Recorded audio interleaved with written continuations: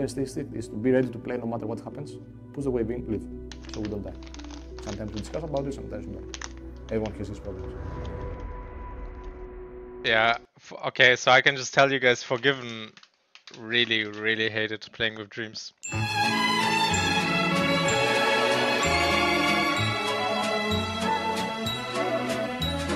After the first scrim blocks, he already said I would need a new support. Yeah.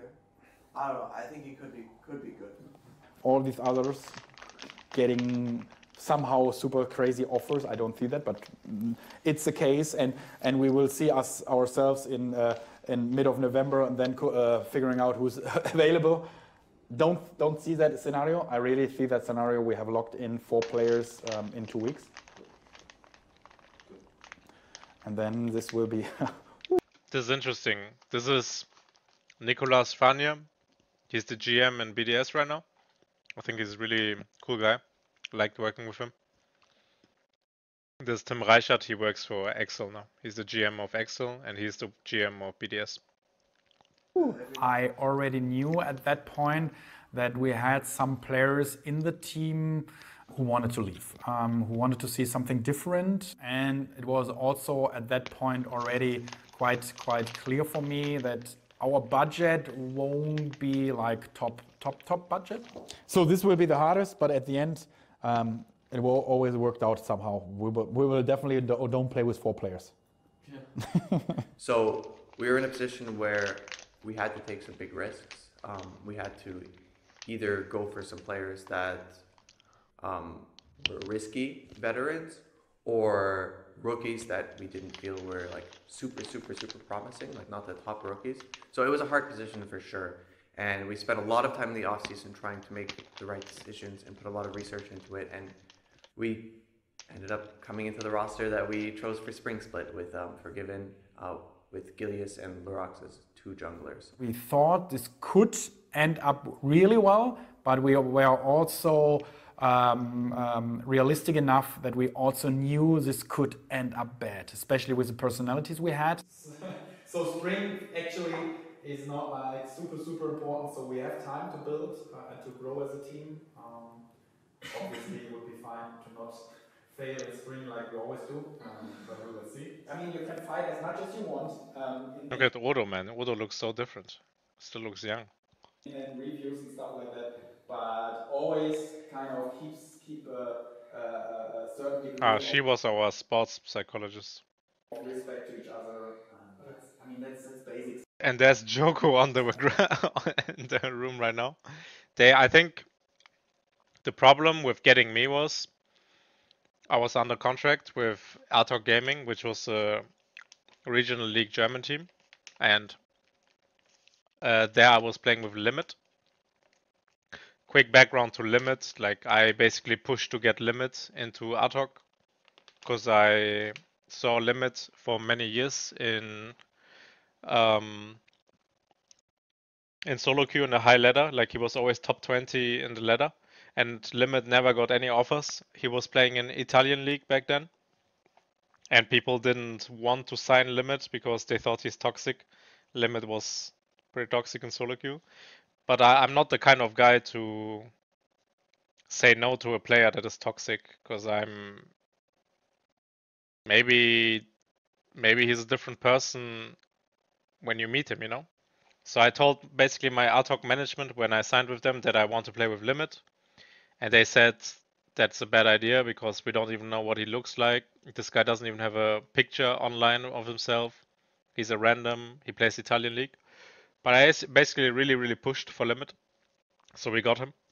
And then my team in Artok was actually really good. We were like competing for the top spots, fucking smurfing every game. And I beat Shalke Academy, I think really convincingly. Like, not convincingly, but back then Shalke Academy was Zertus and his boys. Zertus, Lurox, and so on. And I think I really smurfed on Lee Sin against them, and I beat them with Artok. And then the next off season, like basically in Artok, we had the chance to scrim versus G2, Worlds finalist, because Worlds was in Europe and we were actually like scrimming Worlds teams. We were scrimming Splice quite a bit as well, and I was shitting on Xerxes in scrims when he was during Worlds, and I was playing with Asian junglers and doing really well. And then teams started noticing that I'm like really fucking good. I was also like posting whenever I beat Canyon or beat all the big junglers in solo queue, right? The Koreans and Chinese. And then that off season I was like considered, yeah, LEC level obviously, because I was shitting on top players in scrims. And yeah, then Schalke wanted to get me, but I had a buyout, and Schalke's budget was already like really squeezed by getting Odo. Like they got some good players, right? Odo, Forgiven, Abadage. I guess Dreams was not that cheap either because he's Korean, right? So yeah, I basically, and Dylan Falco obviously is a pricey coach to have as well. And then it was really hard to like get me, I guess, because they couldn't come to an agreement when it came to buyout. And then eventually I just got bought. Yeah. So yeah, that's the story. And then yeah, that same offseason, Limit went to SK Gaming. Limit went in a span of 5 months from Italian League to Artok to LEC. Was quite crazy. I was really not happy that I had to play for Shalke. Not because it was Shalke, but Shalke was my only offer that off-season. And it was either take the Shalke offer or be jobless. I don't know, I guess it was a point in my career that there's just like nothing you can do, and it's just like one of those down moments where it's kind of like your only option. So I kind of took it and tried to like make the best out of it, I guess. I saw it as an opportunity to make a comeback to the EU scene, so I said yes, and they ended up taking me because I performed well in tryouts. And yeah, I was excited to. Do you guys think I look uglier in this video than I look now? Dude, I can't believe how fucking ugly I was. That's fine. Because I performed well in tryouts. And yeah, I was excited to see these names, you know. So it was definitely a risky roster. I know when this roster was announced, a lot of people were very excited, let's just say. And it started really, really badly. I started the split, Stribo. I started. I was outperforming Lurox in scrims, so I started. Was this before or after the bitch tits? This is after the bitch tits. But it's still bitch tits, you know. 3 years is a long, long time. And I can't imagine myself seeing Forgiven playing either Cassiopeia, Syndra, whatever Perks will invent. That's a big question mark to me, man. His re-entrance into League is super, super exciting. We're waiting to see what form he can show up in, because this guy is a legend, just like you said. Forgiven now on Schalke 04. Of course, Forgiven will want to prove something in this game and in this entire season. He'll want to prove that he is still that powerhouse in the bottom lane and that he is still the best by far as he makes his return to the LEC stage. And waiting to see for the engage. That's a flash forward. The dredge line catches onto Toure. He's got exhaust and flash available. Feathers have come out. There goes the engage from Gilius. He gets the knockup. Defensive flash from Forgiven. Expector's looking for a target, but Streams, that's going to go down. There will be a trade as Gilius manages to pick up Toure. Okay, I mean, just yet. I'm looking for the. This game we started well. We just didn't win in mid game because we ran it down. Close-up cars. There goes out the ultimate from Dreams. The knockup Gilius manages to put down the Cataclysm. It's a this is good. This is good. This is good. Knocks down Torak. Unbreakable wall. Still standing. Still alive. It's saved Excel.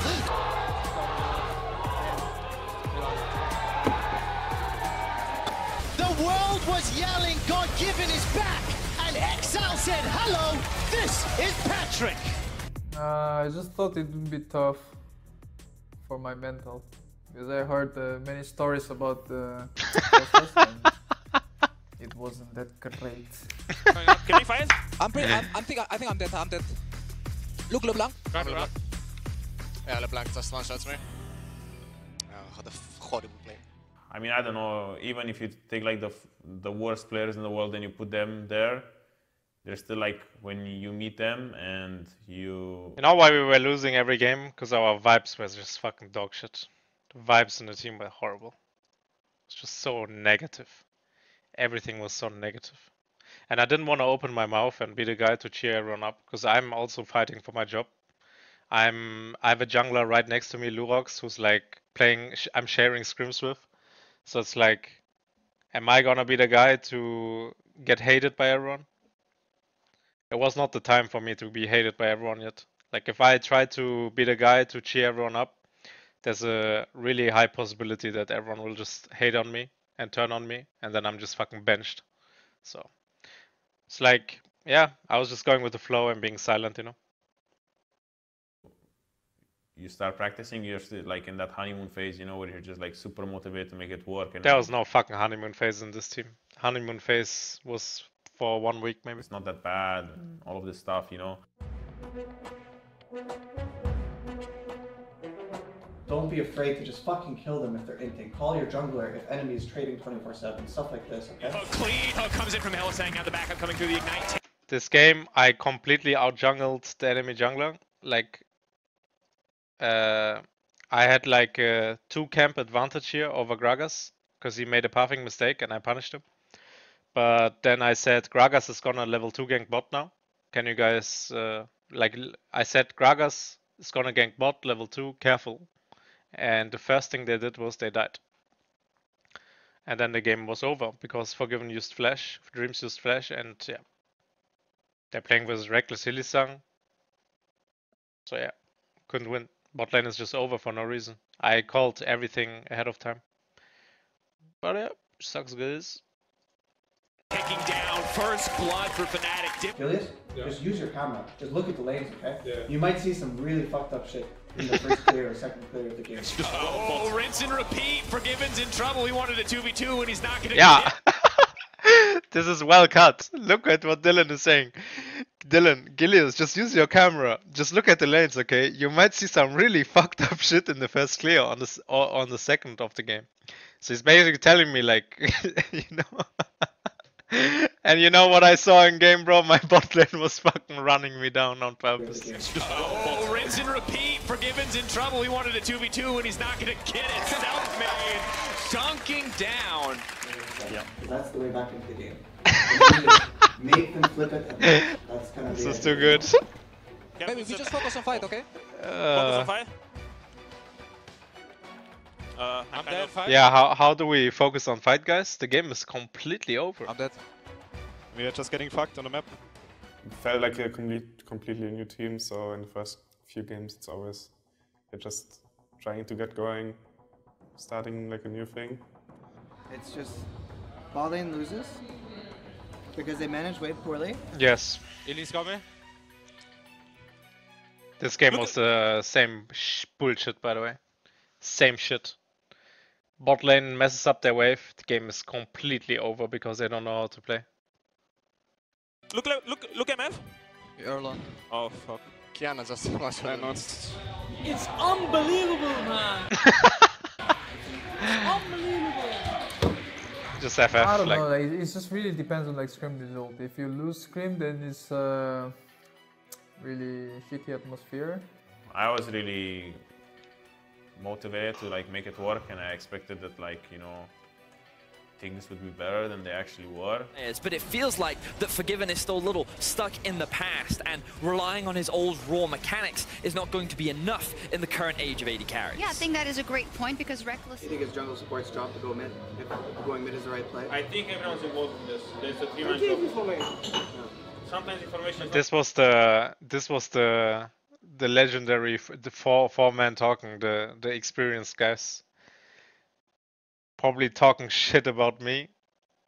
Yeah, it's jungle diff, it's jungle diff, it's jungle diff. not enough to make a decision, you other people are not good enough to make decisions for you. In most of the games we've played in general, we had early game leads, but misplays happen. Misplays, our engage is not engaged, or communication is not there. Like when it comes to a point where we all have to come together, we don't. Because sometimes in a game like this, we actually want to give up mid pile and play through side, for example. And maybe we could have done that. There's a call I don't hear us every 30 seconds asking the 3 people just being like, do you want to contest this wave? Okay, let's walk up and do this, do that. We're just AFK and let things happen to us. I don't think like Gilius like someone that is you can say that like lost you the game or something. I think that's completely unfair and completely untrue, and I say it like with full honesty. I mean, obviously, as a jungler, you should be able to give more information. You should be more vocal. Like roles in the game, like mid lane, jungle, support need to be alphas in a way. Like alphas, not. Okay, I was what not an alpha. means, I got it. Voice. Yeah, I got it. I was not an leadership, alpha. means direction, means information. Okay. Lurox will be in. It's fine, guys. Lurox is in because I was not alpha enough in the comms. It's my bad. Next time, before joining a team like this, I will just hit the gym 4 times a week to have a lot of testosterone. So when I say the enemy jungler is pathing bot side, then my voice will be in a deeper tone. And I will have more testosterone and I'll be more alpha. Because when my comms are more alpha, people will be more likely to listen to me. Enemy jungler is going bot. If you die, that's on you. Actually, what's a more alpha way to put it? Enemy jungler is gonna level 2 gank bot. World or die. Take steroids before each match. Something like that, bro. Jungler was too much of a bitch tits? I guess he was. Yeah, I could also scream, but screaming is like, not great. I think it makes people unfocused.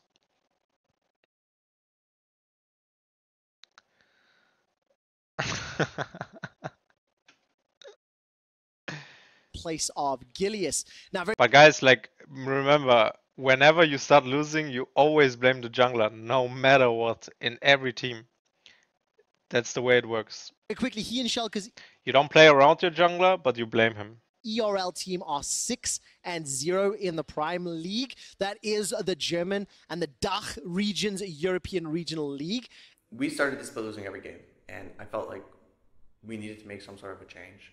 At the same time, our academy team was undefeated in German League. Sleeping ist da, ist drin. Jetzt mit der Ulti. Oh, der Damage! Lurox wird auf jeden Fall noch rein. Schöne Combo mit der Schock. Also, fun note to say here. The first 4 games we play against the top teams in the league, like the best teams in the league. And we lose all of them, right? Next week we have a schedule. We're facing like 2 really fucking dogshit teams that we like stomped in scrims every week. And instead of giving me this 1 week more where I can actually like win 2 games to get the momentum going, because we're playing with noobs, I get subbed out. Unlucky. Back to fucking Academy. Shockwave. Jetzt hat man plötzlich ein 2 gegen 1, aber es ist immer noch ein Vladimir, jetzt immer noch Kreis und Triple Kill aber für Certus. Lurox. Oh, 2-mal Shockwave und da kommt er dazu! So yeah, at that point, I think Lurox was the best performing member on that team. He was playing really, really well. I mean, I was really sad at that time, but I also saw it as a chance to work myself back up in the lower league. And I just tried to take it as a positive, you know, a little break from LEC and then come back stronger. That's how I felt about it. It was just hard. We had a lot of strong personalities on the team, and we were losing every single game. So it seemed like a natural fit to at least try making a change. And considering Lurox was like really, really smurfing, it was the change we decided to make. But yeah, I was mainly excited like to just scrim the full week with the LEC team and then to play on stage since there was no corona time, so I actually had to play on stage. This was a once in a lifetime chance. Yeah. Oh my god. You know when the camera first went on Huni, what happened? He did the holo holo. And then I did it. And it skyrocketed his career. Razor comes forward. Dragon's Rage kick is Yeah, we basically see what happened this game, right? 0-10. well. It's just the same. It's no difference. The team didn't know how to play around the jungler. That's it. Doesn't matter what jungler you put into this team. The game is just not playable. Charge will be used in just a moment, and now all of a sudden that's a kickback. Finds a knock up into Lurox. Give that man some air miles, because Lurox went flying. Look on Senna, okay? Yeah, look on Senna. I'm losing. 1 HP that guy. I'm You have to low. run. Oh, we get murdered. Yeah. But these fights are so bad, like. Here comes Trick, they're going on Forgiven straight away. The Ignite is taking Forgiven, flashes away. Trick on the chase, but he's gonna get the kill underneath the tower. Dream's unable to save his AD carry. Like for example, against SK, couldn't have happened because I said like to Han like move forward, just flick his hook. We trade some HP, I just put a poison and sneak the XP, so we don't get dove because in the scenario that Nautilus comes under the tower, he does flash auto attack, you get rooted, and you get queued, ignited, damage from moves, damage from his auto attacks, AD carry hitting, listen flash Q, E, dead. I will to Senna. But this is my point. Like this week we play versus Misfits and SK. It's like 2 free wins. I was so pissed about getting benched this week. It's like the freest fucking games ever. Fucking 2 free wins. Bro, look at that SK roster, man. Actually, they have crown shot limit. They're really fucking good bot lane back then. I don't know. Post us. I'm dying to Lee. Senna flashed out. I'm zoning 2 people. I'm very low in spec. I will die. One on a flash. Base. Nice try, guys. Thank you guys, and thank you, Odo, for joining me. I just want to make sure of something. Please tell me you're not gonna have a breakdown because I saw the tweet posted earlier today, and I'm really worried right now. Well, if I am having one, at least it's not gonna happen right now with the cameras here and stuff. But I don't know. It's really disappointing. I mean, I'm not really used to being in this position, and I hate being in this position. And yeah, it's just something new, and I need to deal with it. Maybe at this point we just need to try a lot of things and just see what clicks, because what we're doing right now is really not working. Every game that we played just felt like more and more pressure, and felt like we were gonna get strangled at one point. Like, the grip around our throats, you just kind of like get tighter and tighter, with every game, just because there was like so much negativity and pressure around it, and it felt like we weren't really gonna be able to fix anything. Yeah, the thing is, you don't know what Lee is also. No, we knew he was. I mean, we saw him more, but he was kind of gone for a bit of a time. And I think you guys could have really easily dived the one bot, but you guys had no balls. Yeah, Odoamna was fucking sad, man. Understandably so, man. Yeah, I think this is where NX comes in. Forgiven is done here.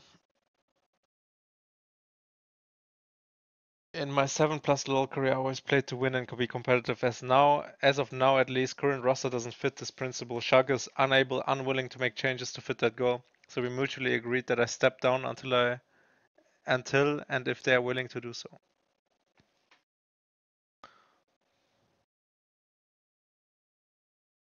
Yeah, he flew to Greece the next day. There was a certain member of the League of Legends LEC team that would stand out in the reviews and tell people what they are doing wrong in a sometimes aggressive manner. I'm not sure if it was the most effective way of doing reviews, but I think it added these spicy flavors to our scrims. Forgiven was definitely like an interesting personality. I admire the way he thinks, for sure. He's always really confident, and yeah, just like. Hey, don't get me wrong, I respect the fuck out of Forgiven, but like I didn't mind him too much. It's just the way when he would flame the other guys in the team, they couldn't take it. Like I could take it when he was flaming me, and we would like discuss things. When he was getting louder, I would get louder. It's fine. Like I can just match you, Like let's one-on-one. Like let's talk it out. Like I didn't have an issue with it. I think the other guys just couldn't handle it. Like I think Felix, like Abadage, he didn't like this at all. But understandably so. He's not used to this, So yeah. But I actually had no issue with this. Like he will stand up in the reviews and start doing the reviews and flaming everyone. I had no issue with it. I think it was some entertaining stuff, man. It's it was entertainment. I have it all memorized in my head. Like, yeah, there was something he was doing No, I don't want to talk about it. It's fine. It's just pretty funny. It was entertainment. It was quite funny. I respect the fuck out of Forgiven, but it just didn't work. I think he needed to play more solo queue. He needed to be higher on the ladder if he wanted to do well in this team, and he didn't do that. He was a bit lazy. So yeah, unlucky. He played like only Aram. He didn't play solo queue. So yeah, he played a bit of solo queue, but not enough. I think if he took it really serious, I think he could have smurfed. I don't know where he was with his mind back then, but yeah. He also. You had your fair share of headbanging with Neon too, right? Yeah, I did. But that's no problem, you know. Neon and me are still friends to this day. It's all good. It is what it is. I don't know how to explain. Yeah, it's so weird because it was completely fine with me in Origin, but I guess he also just let me run the whole thing. Yeah. No, Forgiven is the kind of guy, if someone is the alpha in the team and he does everything, then he just lets him do that, and he's really happy. He just plays AD carry. But yeah, I guess he didn't feel like we had an alpha in the team, so he just had to be the alpha, and he's not good at being the alpha. But this guy can focus when he loads into the game. He has a laser focus and usually performs pretty well. So we never really saw his full potential, I would say. Yeah, I mean, I still stand to this point. Like, Forgiven was showing us in scrims how fucking insane he was at the game. But yeah, the meta was unlucky. They released Senna and Aphelios after our bootcamp. So basically, in the bootcamp, Forgiven was smurfing with like traditional AD carries, Saya, Tristana, whatever the fuck. And then yeah, the bootcamp just was useless because they released Senna and Aphelios in a span of 2 weeks. I don't remember why they did that, but 2 champions released in like 2 weeks, and then we were fucked. He is not the kind of guy to learn a champ instantly, you know, understandably so. So is that I think if we succeed, like I was even pushing. I was telling Forgiven, like, dude, if you really don't want to like play this champion in solo queue because you like don't know what it does, we can literally like talk about it as a team. We can like figure these champions out together. This is what our team is about, you know. Maybe our whoever the fuck figure out Aphelios and Senna ASAP, you know. Figure out how to play them, how to build them. Whoever the fuck it is in the team, just do it fast, you know. So we can just lock it in scrims and play it. Just fucking first time it in scrims. Who gives a fuck? If you run it down, then maybe your setup was bad, maybe you played bad. But who gives a fuck? We just need to learn the champ, and that didn't happen. So successfully like go out of the like lane well and like scale well, we scale, then I think he's like he was pretty good at like team fighting. You know, he's like really good at like DPSing and stuff. Problem is that it was really hard to go through the lane. I mean, he was better than the time in HD.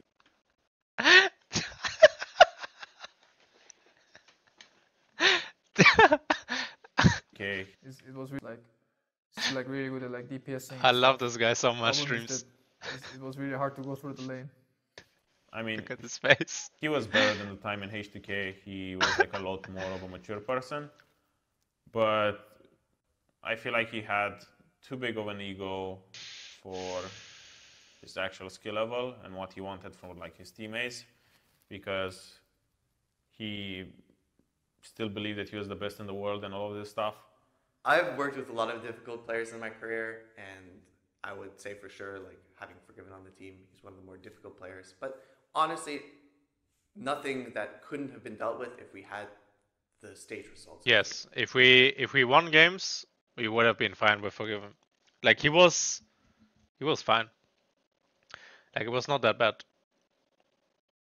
He was really hard to work with for some of my teammates, but not like I think Dylan was fine with him. I was fine with him. Odo, I don't know. But the rest, yeah, they were struggling a bit with him. But if we were winning games on stage, it was all good. The problem was we lost. The vibes just got bad because we lose every game, and then the flaming starts, and then the negativity spirals and spirals. Just yeah, it's bad. Every single game. It can be really hard, especially when you have emotional players and you have like a risky roster and things just don't work and they keep not working and you keep trying new things and you're just losing game after game after game. So kind of it sent us in the classic esports spiral where people just get more upset, so they get worse, and then they get more upset, and yeah. personally I got demotivated because I think we didn't have any team cohesion and we didn't really like playing with each other. Probably our scrims were going worse, we were losing every game.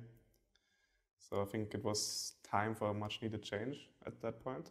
I mean, at that point we were so deep in the hole, we were 0-6 and we were losing most of our games. I was happy because Inax came in and at least we had some quiet.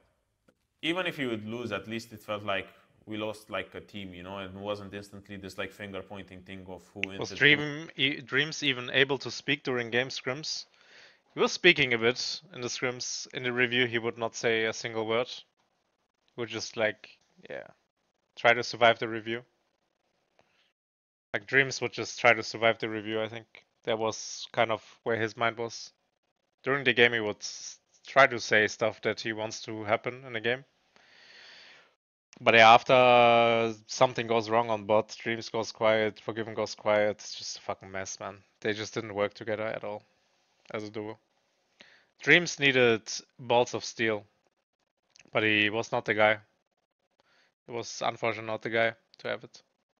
But then in the other way around, Dreams was perfectly fine playing with Neon. Neon was a kind of like alpha AD carry who like leads bot lane. He doesn't need a support to tell him what to do. Like Neon knows what to do, which I think is really a good thing about him. So like yeah, Neon is like can be the alpha. So it was really easy for Dreams, you know. Who entered Forgiven and all of this stuff, you know? That's how it works. Well, Skins has the highest skill participation. Precipitation, you know what I mean? Precipitation? How much rainfall there is. And the reason why Lurox is still in the roster here is because, yeah, I guess my contract is an LEC contract. He's chilling on a academy contract. I get paid during this time per LEC game, so yeah. Shalke can just save money by putting me academy, so. Did you like Dreams? Yeah, I liked him. Did I think we could have a better support to have a higher chance of winning? Yes. But I think, I don't know, I find it really effective what I did with Dreams. Like I realized during the Miracle Run, like we started winning and I started to realize that Dreams is a factor in this team that's really important, where no one else kind of did. I basically started to become friends with him and talking to him a lot more. I would randomly just invade his room. Like he had a solo room somewhere in the gaming house. I would just start, like Felix and me, like Abadag and me, we would always hang out in the gaming house, play duo queue, hang out in the kitchen. So I would just be like, yo, let's find Dreams, let's find Dreams. You know, we would just go to Dreams' room and we would like, I don't know, like beat him up. And then he would like be like, hey, stop it. And we would be laughing and then we would like hang out as three at one point. And then at one point I was like starting to like Dreams. He's a really nice and funny guy. And then started buying some ramen. I started like cooking ramen with Dreams together. We would eat like, yeah, like ramen together, you know, like make him feel a bit more at home. And then, I don't know, like when Dreams started trusting me, I started trusting him more. We were becoming better and better, you know, every week. Because I suddenly have a support that like trusts me and I trust him. So we were like, you know, I was like pushing Dreams every day to play more solo queue. I was like telling him like, you have to play more solo queue, bro. And he would play more, he would try his best. So I was just like trying to integrate him into the team. Because the rest of the map was fine, you know.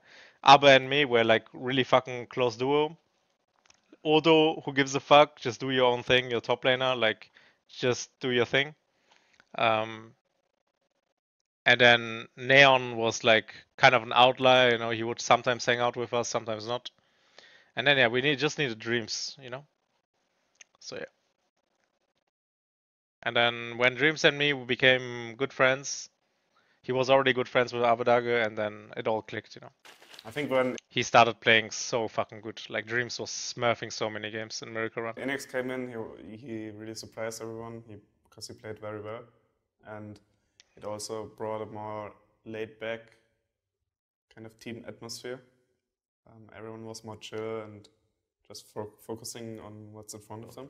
Just having the chance to go into main team, I think, like even if I'm not... Sometimes when you have a quiet player in the team, you need to take him by the hand and force it on him.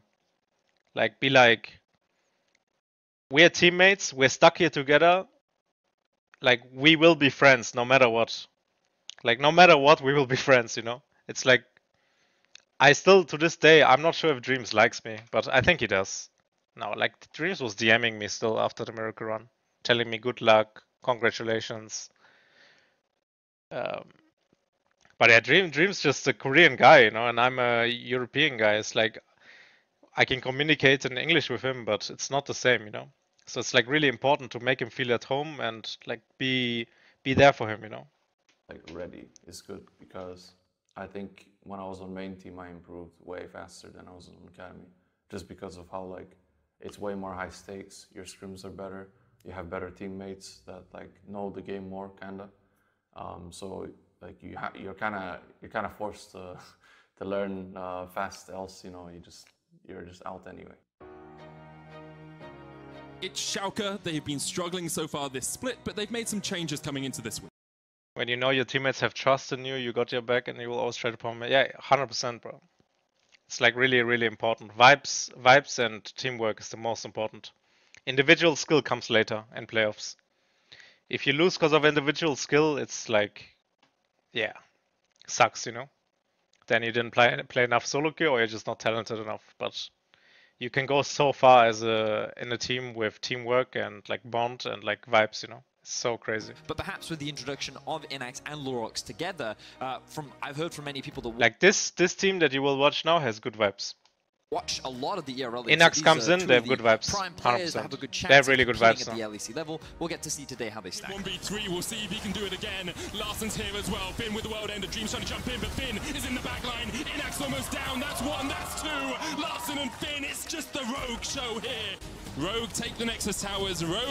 But unfortunately, vibes were not enough because they faced Rogue, which is like, look at their roster. They have Hans Sammer, Larsen, Inspired, Finn. It's like, yeah, they were able to take the game. They go 4 and 3 in the LEC. My expectations were like, first of all, to actually like get better, and then focus on like actually getting to LEC.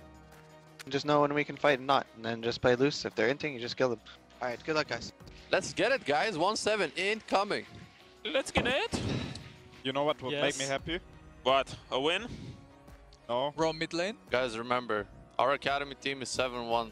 It's destiny that today we win. There's no other way about it. He has no flash, go do it. ITP. I look for Rise, I go Rise. Okay. Yeah, he has no flash. Holy, Abedag is smurfed that. I come as well. Nice. Good.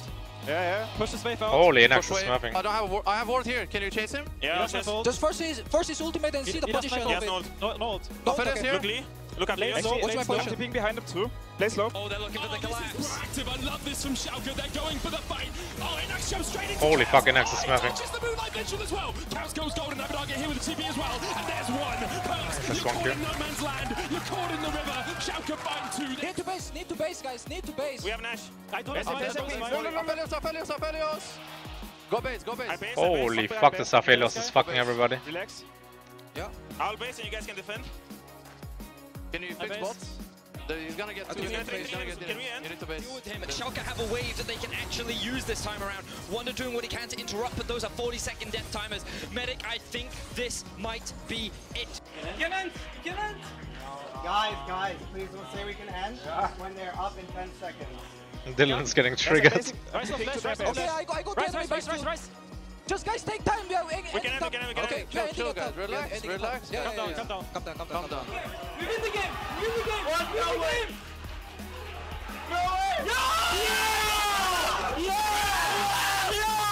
Forward counts there as well. I don't know if Abedag can finish this by himself. The Nexus Tower has to be the target, and the Super Minions are pushing in. Dreams now here as well to join in the fray. 3 members of G2 trying to defend, trying to save the game. Good job, guys. Nice. Good job, Felix. Holy shit. Oh, did we fucking win the finals? Shalke, who better to beat for your first win of 2020 than the reigning champions? Shalke with the 2 substitutions. Shalke no longer 0-6. Now they have a win. To win, but to win against the first place team as well was like such a huge relief. I remember at that point it was just like crazy. It was just like this huge weight. How happy everyone is. Like we won a game finally, so it was It's really like this is such a breakthrough actually in vibes. Oh, we went from full depression to this. First fan meet of the year. Crazy. You could What a actually moment. like, you know, improve. And there was like some progression, so everyone was kind of like happy, you know, that we had this like ability to like start getting better, because it was something that we weren't like really able to do. Team for a cohesion while is with the, most important, with the always. old roster. It was stability, and it was something that we were like lacking before in like the AD and jungle position. It was just like a lot of random stuff that was just happening, and with them we could at least like start gaining a team identity and start working on like getting better. Holy This is the biggest bullshit that Odo said in this video. It's like putting me in that discussion is like crazy. It's like my vibes this year was always really easy to work with, really good. I never stepped on anyone's toes this year, never ever. Not a single fucking scrim I stepped on anyone's toes.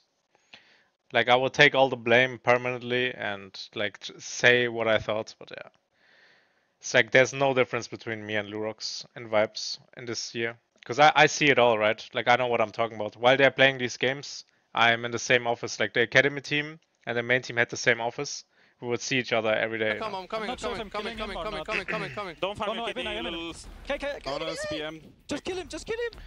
What happened is Abadage started smurfing because Abadage hated playing with Forgiven. And yeah. Because Abadage started smurfing because the vibes were better. Odo started smurfing, and then, yeah.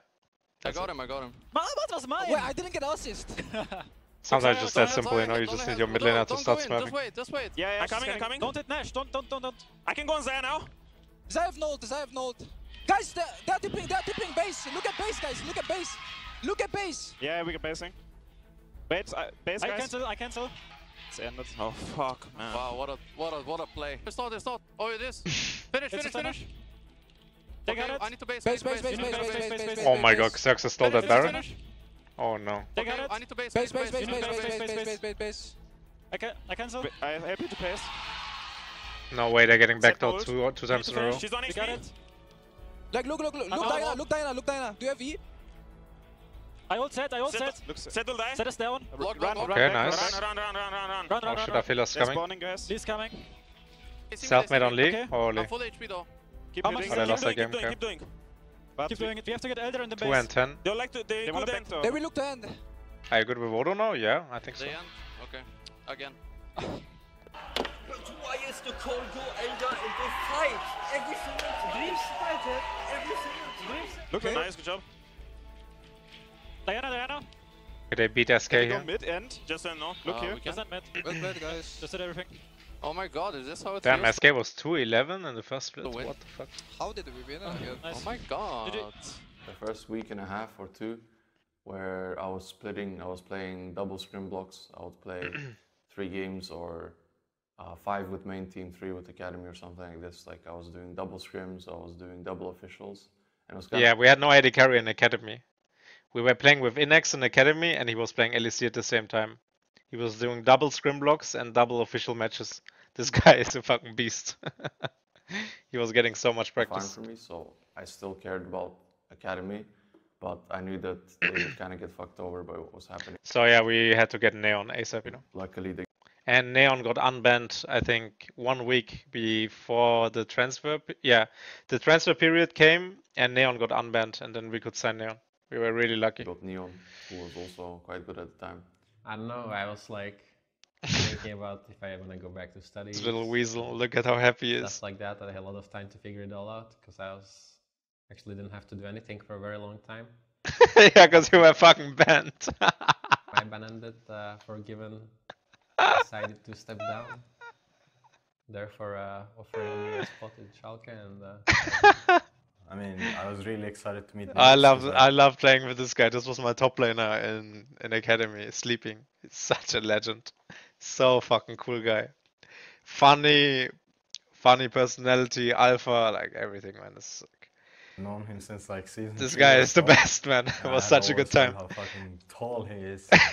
My support was 2 meter tall as well. Actually meet him in person. So I hadn't I heard love this anything team as bad well, of the him, academy so team. I was like actually really excited to like get to work. It was weird because we were scrimming with Gilius. We couldn't have Lurox because Lurox was scrimming with main team. Yeah, so I actually couldn't play any official matches in academy at that time because the transfer period was not unlocked yet. So Lurox was also playing academy plus officials. Inax was playing academy plus officials. I was just chilling.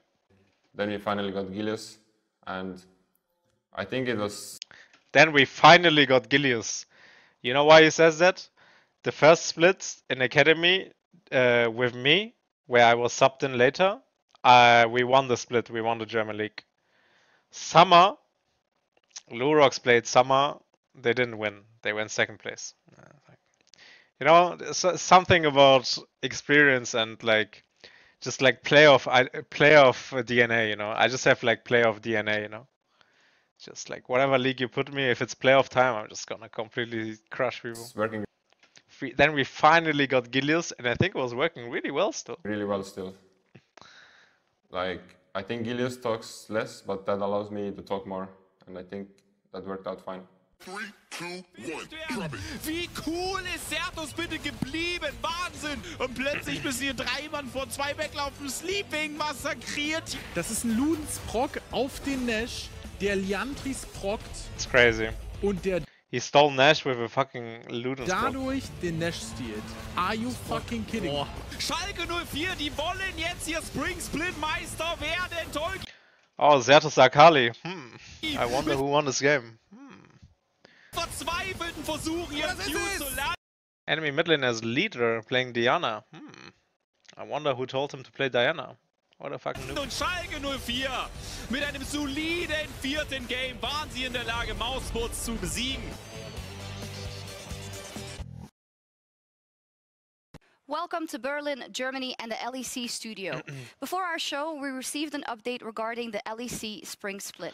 Oh, this was a horror. This was horror, man. Like when they announced that COVID was not announced, but like when lockdown started, everything had to shut down. All the leagues had to be played from home. It was so disgusting. Of the uncertainty during the rapidly Hated changing COVID-19 global pandemic situation, and in an abundance of caution, we've decided to err on the side of player, fan, and staff safety and suspend the LEC spring split until further notice. The Corona thing was really hard for everyone, I think. Yeah, it was so terrible. In the LEC. I think we're lucky that even when things got bad with Corona, our jobs still go on, our life still goes on. We even still get to compete because of the nature of esports. It was a nightmare. I think it was definitely hard in the big shift, and it was kind of hard for some people to keep motivation and have their individual performance as both staff and players be good. I'm really grateful for the times that we have right now in the world, where we can like do whatever we want again, bro. Corona lockdown times was the worst shit ever. It was so disgusting. But at least the core of our lives is relatively unchanged compared to others. So although I don't think it was hard on the team, I think if you take like an overall perspective on it, like we got through it. Just like the practice before, we were all at home and doing doing reviews and practicing over Discord only, and like not meeting each other. Like all of us being like isolated in our room for basically 2 weeks. So yeah, in that way. And that should be the Elder at resets once again, but Devin is not going to be able to get in that pit. The Elder Dragon taken here by Shalke, great stuff by them. And holy Abernage fuck. Just flipping hell, Abernage just Abernage smurfing. He takes the triple. Misfits were not expecting that. Loros looking for the Sonic Wave. Abernage flashes forward. That's a quadra. Give him 4, give him more. Bezo runs for the hills because he is all on his lonesome, and Shalke are looking for the win. So misses the hook. He lands his ultimate. The Elder one is going to go down as well. 1v1 so far, but Selfie and Keys will force off to the bottom side of this fight. Lorax goes low, but he's got Stun just to keep him alive. Cabochard in the bush. Yeah, that's not the easiest place to get out. Vitality was 114 that split. Like, who the fuck made this roster, bro? It's like, can't make that shit up.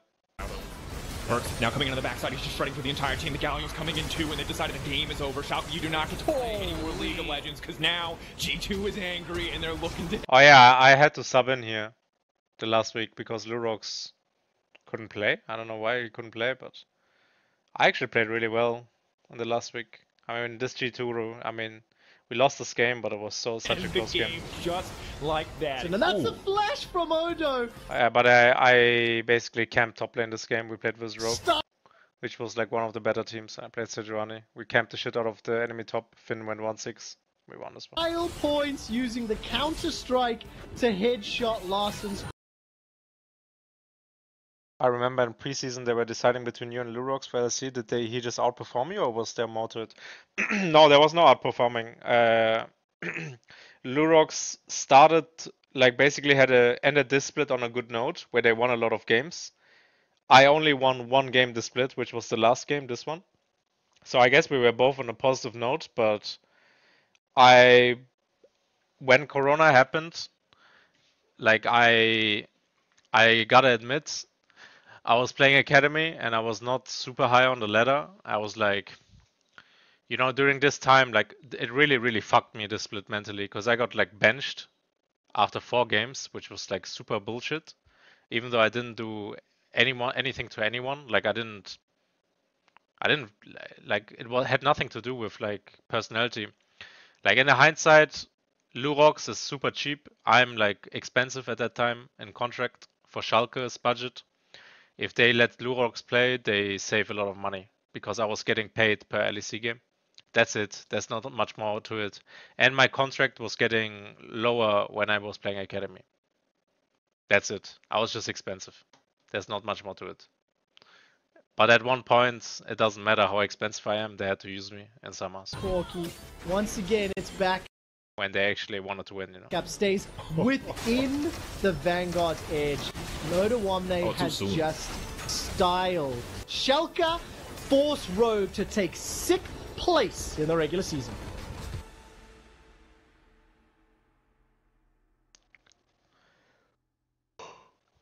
Money, money, money, money, money. Okay, during the offseason, the team welcomed analyst Rodrigo. Yeah, this was a huge pickup. This guy was fucking insane. Okay, I'm gonna put my food in the microwave. I can still hear. There was just too much of a weakness, and I wanted to try and fix it. Do something to try and make this not a weakness going into summer so we can actually compete in the top spots. So we tried to do trials. We tried out supports from outside of... They tried to do trials for support, yeah. They tried to get Jack Troll, but Jack Troll was too expensive. Too big buyout. We tried out both of our on roster agencies, yeah, but, Neon and Inex. Yeah. We tried out a lot of combinations. I remember that. Unfortunately, I didn't even get tryouts for this next split. It was, yeah, they were locked on Lurox. Yeah. I mean, he's a German jungler, he's younger than me at that time, and he's cheaper, so it makes sense. I feel that we didn't have enough time to do these tryouts, and I believe 2 of the players that we tried out for extended periods of times, we were not able to sign in the off season. We are all like hopeful because we are being told that, oh yeah, this can happen, for sure this can happen. Yeah, it's no problem, it can happen. And then at the end of the day, when it actually came down to making an offer, it was like, it was not even close to being a reality, and it was probably never ever gonna happen, even from the beginning. Origin outbid Schalke when it came to Jack Troll. Like Origin just had much more money than Schalke in their budget, which makes sense. Like Schalke never invested that much into esports when it comes to big bucks, right? It was a decent. I gotta say, it was a decent budget, but I don't know any details. But they still always made good rosters. But I think that has to do with Tim Reichert and like just being really good GM. But yeah, getting Jack Troll was kind of like not really possible because Origin needed a new support as well. They had the Australian support. I don't know his name anymore. Destiny. Yeah, they took Jack Troll. I don't know. I guess the whole thing with like getting him was just really wishful thinking. Overly wishful thinking. Way overly wishful thinking. Like I can't stress how much wishful thinking it was. It was really wishful thinking. That's how unrealistic it was. I guess these things could have been handled a bit better. I also think it was a bit unlucky, for sure. Was unlucky that Origin and then we wanted had them, to yeah. use basically the first weeks of the LEC trying out different bot lane combinations, both internally and on stage, until we found something we were happy with. Even though Neon and Dreams were winning lane every time, we were just losing games, so it's just a matter of deciding if you want to lose lane and win the game, or if you want to win the lane or lose the game, so we just went for the first one, you know. Up versus Shalke, no fear in this first game for Vitality. And for Shalke, well, their spring split was not amazing all around, but they did have a second round run. Bro, if you lose to this team, you can fucking open, by the way. This team, if you lose to this team, you can open your entire fucking season. Okay, I don't want to be that guy, but this team was so fucking trash. Like, if you think in hindsight about it, their bot lane was fucking insane. But this top side is like, bro. Robin as a silver lining. They really found their footing in the second half of the split, and I guess that's what you have to look at when you look forward with this team. I mean, I'm going to be blunt, Shocks. Yeah. Gilius and Forgiven were a problem on this team. I think that Like, this is why Videos is like... Videos is the biggest, like... I don't want to say the word, actually. It's fine. Videos made up for what he said here later on in the video with the hyping me up, but like, holy fuck, I can't believe it. Like, I couldn't believe it when I was watching this as well. Like, live, you know? It's like, bro, I just won the German league. I'm like playing good again. And then I hear this on the broadcast. I was like, man, Videos, like, holy fuck. they had high expectations that were not met in the first half of the split, and because of the constant roster shakeups, Shalke could not find an identity. And this should just be an absolute massacre. Yumi Ezreal gonna run through the entire team. Melitza as well coming in. And he should be able to pick up that kill as well. Inactive VGenax. I know who wins this one. No flash available. The shockwave pulls him back. It's done. It's done. Rogue have shut down Shalke. They want to finish him and they take him down before the all comes out. Dreams left all on his lonely, and it's just too easy for G2 Esports. Razak will take down Oda one. The last person standing is Dreams. Shalke get aced. Inex, I think team fights very well. I think he's a very talented player, but unfortunately, on stage for the first 3 games, like once again the laning phase was really weak, and we ended up playing these games from behind, which again it was just something from Spring Split I was trying to fix. I feel like at one point we were just losing lane too hard. Yeah, they were losing lane every game. Stage, then enemy gets like Drake, Herald, and then at this point it's and then like you can really open hard it. to play the game. So like it's kind of makes sense that they benched us both. Like even if I'm mechanically good, if the team isn't playing well and we don't really bring anything that the team can work with, then yeah, it's pretty depressing to have the same start to the season in summer again. Yeah, it's quite disgusting. Really like doomed, right? And I saw that, and after I thought like I will subbing into like in with like Neon and me, I didn't expect like our AC team will change that much. Like what I knew is that as long as I Neon is really blunt and straightforward guy. I think they were doing tryouts for summer. And he said he wants to play with Dreams. He doesn't want to play with Sonics a lot, I think. I'm not sure why, but yeah. That's where the groups were built. Neon plus Dreams and Nukes with perform NX. well and to my level. Like it's already gonna be an improvement. So that's what I really try to do, to like make bot lane not be an issue. This guy's really fucking good AD carry, I think, Neon. He just gets caught sometimes for no reason. But like when you play around him and yeah. I think Neon is not that great on immobile AD carries. I think he needs to, I don't know, like maybe Neon is insane on Ashe nowadays, but back then, I'm talking about at this era, it was like really fucking good on lane. Know how to play situations out, like good mechanics, but yeah. Bye-bye to the Ashe. No hope for Neon in this one. Spin goes the monkey. Abadage gonna run for the hills, but the monkey bear combo is a little bit too much for Abadage. Fantastic game from start to finish. That was mad disrespectful, Special. 16-1. Holy fuck, what a stomp. Flashing the Shalke, no fear. Now no Zex. 0-6. Wow.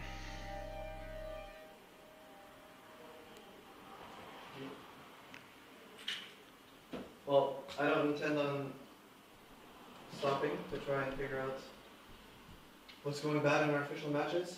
and try to fix our plans. Obviously, what we tried today really did not work. I think for tomorrow, we'll see which side we are. And I think once again, just try and pick something that can be a bit more active in the game. I love this room, man. I love this office. This is BDS is using this office right now. I really like this office, how it Try is. and be really careful with our It's really counter super picks chill. to try and I always like to be there. get more value out of them as well. Neon is really smart, he is, yeah. For me, it's not easy to discuss these details. Yeah, no, I don't mean strategy stuff. I just mean It's more like it's like everyone is underperforming very hard when it comes to stage. And was here for the scrims fine, and then, but we have to adapt somehow because this was today. Poor Tim, man, he was fucking tilted. Disappointing is very nice word about that. Yeah, it was not a good one. That's not true. And it's already the second after SK game. Yeah. We didn't get a single tower or a kill. One kill. This one. I think No, this game was so disgusting actually. Crazy. During week 3 of LEC Summer Split, Lurox got very sick, with him being unable to play the second match day against Origin, with the team having suffered 6 consecutive losses.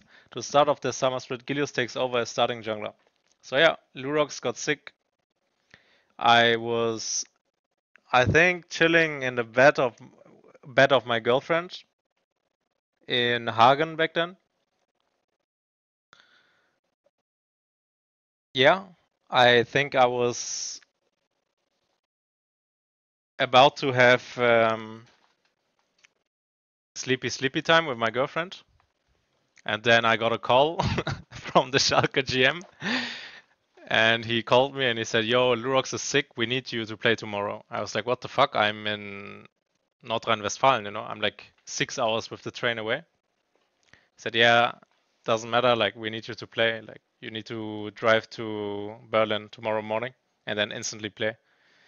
Bro, and then they booked me a train ticket at like, I think it was like at 8 in the morning, and back then I was waking up at 11 or 12 every day, like usual. Like right now I wake up 11, 12 every day as well because it's the best schedule as like when you want to grind solo queue all day, right? But yeah, unlucky, and then I had to play the next day. No scrims, nothing. I was not even playing solo queue this weekend. I was just chilling. So I had took a a break. lot of time reflecting and trying to figure out what the differences were between stage, between scrims, what was causing us to actually lose these games. Were my players underperforming when it matters? Were they choking? Is it draft issues? Is it a playstyle thing? And I basically came up with a bunch of changes, and we went through a process. This is like kind of as Gilius is joining the team, but it was together with him to try and turn things around. The night before the Origin game, I got contacted at like 12 in the night that I need to play. Lurox is sick, so it was really bad because I had to take a train ride early in the morning, and my sleep schedule was a disaster. Like waking up really late always. So, but I mean, I was really motivated when I got the message because I felt like at that time I was in a good form again. And I can play really well because I spent a lot of solo queue, so I was motivated to be here again. But at the same time, I would have wished maybe I could have been subbed in with having normal sleep, you know. And all of a sudden, this guy is just playing so good. And the reason he got subbed out at the beginning in spring was that he would do things by himself and people would notice and he would just kind of get caught and die. But now, like, he kind of like fixed those problems, and when he came in now, he would still want to do these like solo plays that are kind of like maybe not so great, you know, but you kind of say, he would say, "Hey, I want to do this." And people would yell at him and say, no, it's bad. And he would listen. Before this wouldn't happen, he would say, no, and he would still do it, and he would die, and there would just be like a lot of random deaths, you know, that would just kind of like destroy the game. But now he had people to like back him up and tell him to like not do it and stuff like this, you know. So that aspect of his game got cleaned up a lot, and it just felt really good. It felt like he was a pressure point instead of just like someone that you drag around to do things for you. You have to step up. They have vision on you, Abe. Look, maybe. Look. They're walking up. Coming. It's not bad. Button volley by ult. We can kill him, I think. He's dead. I think he's dead. I'm kinda chunked. And Alpari does not want to fight this Quinn, but he definitely wants a piece of Gilius as he's going to move in for that. It's like, bro, like, you bring me over to play LEC the next day, like, I'm on low sleep and you put me on Trundle. It's also like, I completely smurfed this early game, but, like, I don't know, bro. Trundle, really? That one and all, look at that! Just in time for the R cooldown. Otawamne might as well be named after you. That's gonna do it. Sadly for Shalke, not able to. It's like you fly me over in the morning to play LEC for you, and I wanna win, okay? I don't care how much I slept. When it's game time, and then you lock in Quinn top. It's like, I don't know, bro.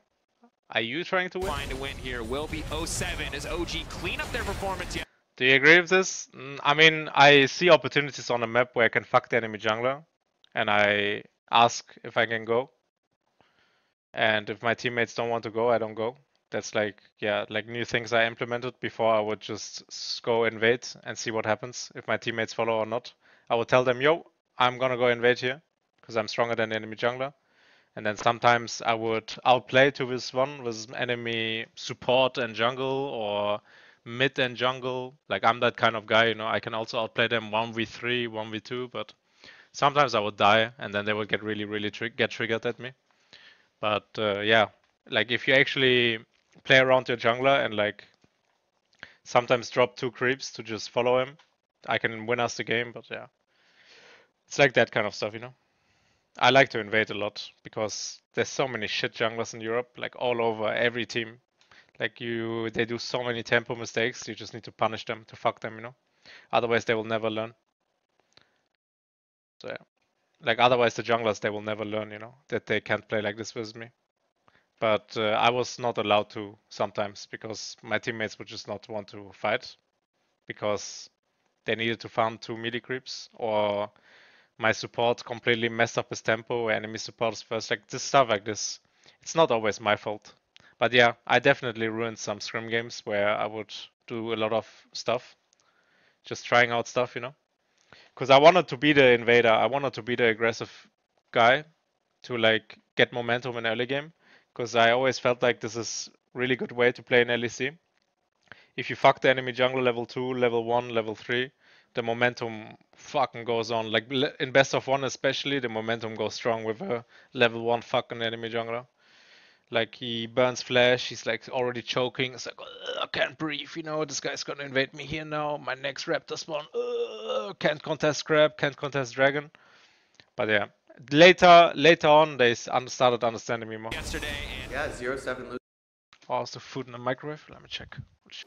You guys really, I told you guys in scrims, you can't fucking go top, push 2 waves, base. No, but it's not. No, it's shit because I was turbo ahead on this guy, and the way you guys did your macro moves got me behind. I mean, if you're not capable of adjusting in game, because we're so fucking strong that we can get prio anywhere we fucking want. It was pretty much like, okay, I really need to focus on myself to just look good because this thing is a drowning ship, you know? Like, the only thing that I can do basically is just like play the best myself. And if you lose, we lose. If you win, we win, you know? And I try to not this look at fucking anything mindset, else. I love it. Have looked a little better. Look, Gilius has come in. There's a few more, let's say, breaths or wisps of life on the Shalke Nulfia front. What are the odds that Shalke can upset Fnatic today? I mean, it's super low. I think that this is, by all means, a game Fnatic should win. And for Fnatic fans, winning this game does not tell you Fnatic is back. Shut your mouth, anything Ender. short than complete and utter domination of Schalke will continue. Oh, shut your mouth. I literally just fucking stomped Mad Lions one day before, and this motherfucker's telling me I'm gonna lose to Fnatic. When I watched this shit before the game, I was like, what the fuck is that guy waffling about? I literally stomped Mad Lions last game. I did one mistake where I flanked without having flash or a ward on Lee. I looked like a clown. We lost the game. Would have gotten soul if I didn't fucking int there. What is he waffling about? We had a fucking good game with Mad Lions. I just threw it. What the fuck is he saying? Fnatic is the most dog shit they've ever been. I'm about to face them tomorrow. I already told my team we're gonna fuck them in the To ass. plant seeds of doubt in Fnatic fans. Okay, let me eat in peace now. Okay. Don't talk, I Enda. can look to E it here. Yeah. I'll try to block the hook. Okay. Let's go. Gets the kick on to Nemesis, the solar play comes down, and goodbye Syndra. Selfmade now on the front line, has the Void Rush. Here comes the depth charge from Hillesang, but the hero's entrance might keep Gilius alive. It does. Void Rush wasn't used, TP comes in. As now Hillesang is in a world of hurt. He should die here. I have stopwatch. There's a Rek'Sai next to you. I need help. I saw Rek'Sai. Cooldowns. I'm looking. Got this guy. Urgot no flash. Urgot no flash. I'm still looking. I'm looking at Rek'Sai. Okay, good. I think that's enough. Okay. Syndra, no flash. I'm coming. And peel back. Kai'Sa on me. Kai'Sa no flash. Kai'Sa no flash. Go mid with the web. No way. We fucking did it. Oh god, we did it. We fucking did it. Oh. Let's fucking go, boys. Nice. So I can't believe I'm the only one who actually died, man. Oh my god. Wait, what? Sorry? Can we just go inside? I don't know if they're calling I know all that stuff. Let it be known, you may beat Shalke 8 times, but no one beats Shalke Nullfair 9 times in a row.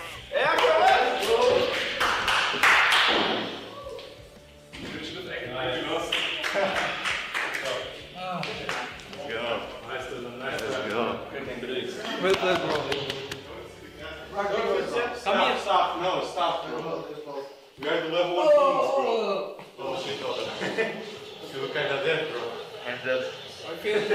Thanks for pulling it together. You did it, lad. You did it. I definitely think we gained some confidence back this week. We could go head-to-head with Mad Lions and we beat Fnatic. I think this week just showed that we can finally transition our scrims to the important matches, play exactly like we play in scrims. But yeah, more sick performances incoming the next weeks, that's all I can say. What a good interview, actually.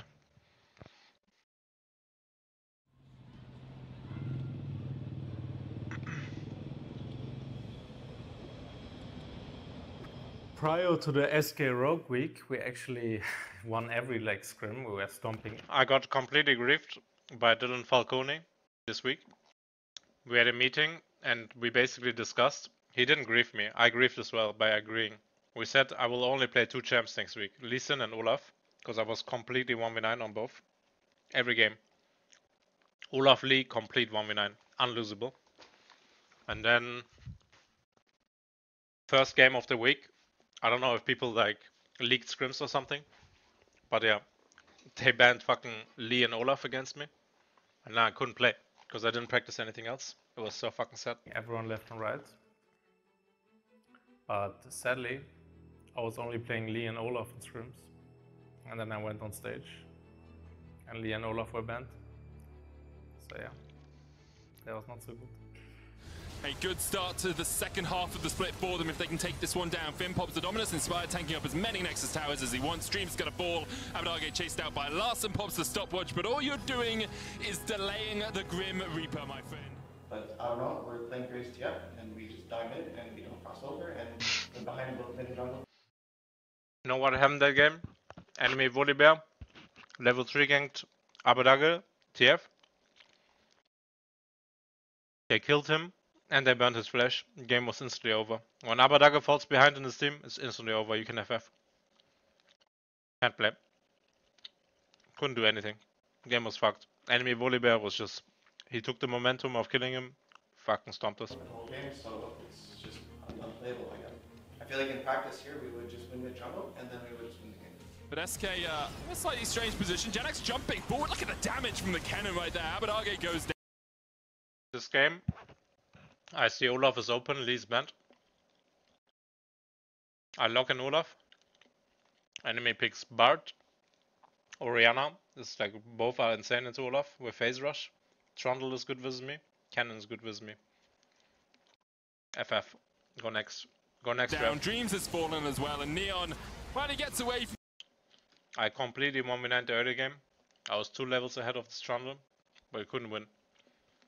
Our draft is 2 McDonald's. We're playing Syndra, Jace, Olaf. The shockwave, but all he's going to do is run back to his base, which is in shambles. Flashes away, Trick continues to chase, and here comes Zazi. 1 auto limit will take the kill. He's on a rampage on this Bard. I believe he is unkilled this game. 4-0-16, a sight for supports everywhere. SK going to get their first 2-0 week here in summer. But like, okay, the thing is, the comms in the game were really tragic, because here I'm just kind of like giving suggestions, because if I... Whenever we start losing games, you can see this trend in the office. The little academy rats are coming in on the couch. It was already discussed that Zeto's gonna play. Lurox is sensing. Oh shit, Gilius is starting to lose again. I'm healthy again. These little rats, they're ready to come back in and take our jobs again. I remember correctly, I'm like, maybe Olaf needs to cover both here, I say in game. I don't know, I just feel like the people that are supposed to be leading the game are not leading the game. And after this 0-2, it was very frustrating, and I think a lot of people thought the split was over. That was when, like, I'm talking to staff and stuff, and people are like talking about next year, you know, already after this one. Like, we're in time. I mean, like, yeah, if we don't flash in. Yeah, we are, but he's already like level 5 when he started the health, so we're kind of forced to do this, and we have to run into them, and we're running like Rihanna show. We had made playstyle changes through good adjustments and study, and then I think the last one was I just learned a lot, and the team learned a lot about how to draft and making drafting changes. I think once all these 3 things were in place, it was kind of natural that we started winning. Yes, Odo means that I'm not leading the game, because I'm absolutely 1v9 in scrims. But like, let me explain me as a person. When I'm playing in an official match, I'm not talking about solo queue. When I'm playing an official match, I can be the most vocal guy, completely 1v9 in comms, 1v9 in gameplay. But I can also just go quiet and say less than usual back in the day. And the problem was, like, when I was not leading the conversations, like starting them, no one would be making plans. No one would be coming a lot, like, what can we do? Proactive calls, right? And I had to always be ahead to basically be in the proactive mindset to, like, lead the game. But bro, when I'm playing Olaf into Cannon, Orianna, Bart, I can't proactively lead the game because I can't do anything. I'm playing Olaf with too much mobility, you know? So it's like, it comes down to the draft as well, to how much I can come. Some games I cannot communicate that much because there's actually not much I can do, you know, on the map. Like, I'm playing with Trundle as Olaf. If I proactively do stuff, like, I will just get ulted in one shot by Trundle. Like, Trundle would just Q me and fuck me up. So it's like, it comes down to the draft as well, you know? We were just, the week before this 2-0-2, we just entered our scrims. Like, we won every single scrim game, but we didn't play, like, different champs, you know? We played too much the same things. And people were, like, leaking scrims, so yeah, that sucks, you know? The hard part was we had to win every single game. But I think it was kind of natural at that point that we started winning. I think it was something we deserved for the work we put in, and I think our team... But look at the draft next week. Look at the draft now. We realized that they're outbanning us, people are leaking scrims. Now what happens? Enough to start picking up. What happens now in draft? I'm coming, we can fight. Look what we're playing, bro. I spammed the fuck out of Kha'Zix, because I thought Kha'Zix is the shit, man. We have Ornn top, we have Azir mid, Ezreal, Azir notoriously fucking good together. Udo is playing a tank, perfect. I'm playing a carry, which I'm playing solo queue only carries, right? Dreams on Nautilus, perfect. We can all play the game. He's one. It's good fight, it's good fight. I hook in 4. Good job, didn't connect, and Mickey's gonna flash across the wall as Odo1 goes forward. Perks with the Crescendum, with the Calibrum, gets hooked! He's just too far forward, now he's gonna put some down. Abadage! Crucified from Abadage! He has had a dire split, but in this game he's showing up, and Caps is not. He whiffs the shockwave wide enough to cut the grass in the jungle as Shalke split. Dreams once again with the hook. and Shalke have done it. They found their second win against the other finalist from Spring Split, the Shuffle In. Fuck. Spring Split, the Dude, what was the kill score? I can't see. Because the fucking thing is in front of it. They got completely giga fucking fisted. Right? This was once again with where's the the hook, scoreboard? and Shalke have done it. They found their Bro, we fisted them so hard. Again with the hook. They don't show the And scoreboard? Shalke have done it. They Really? found their second win against the other finalist from Spring Split, the Shuffle In. Holy, I ended the game 10-1. Abu ended 12-2. Giga fisting. Let's go!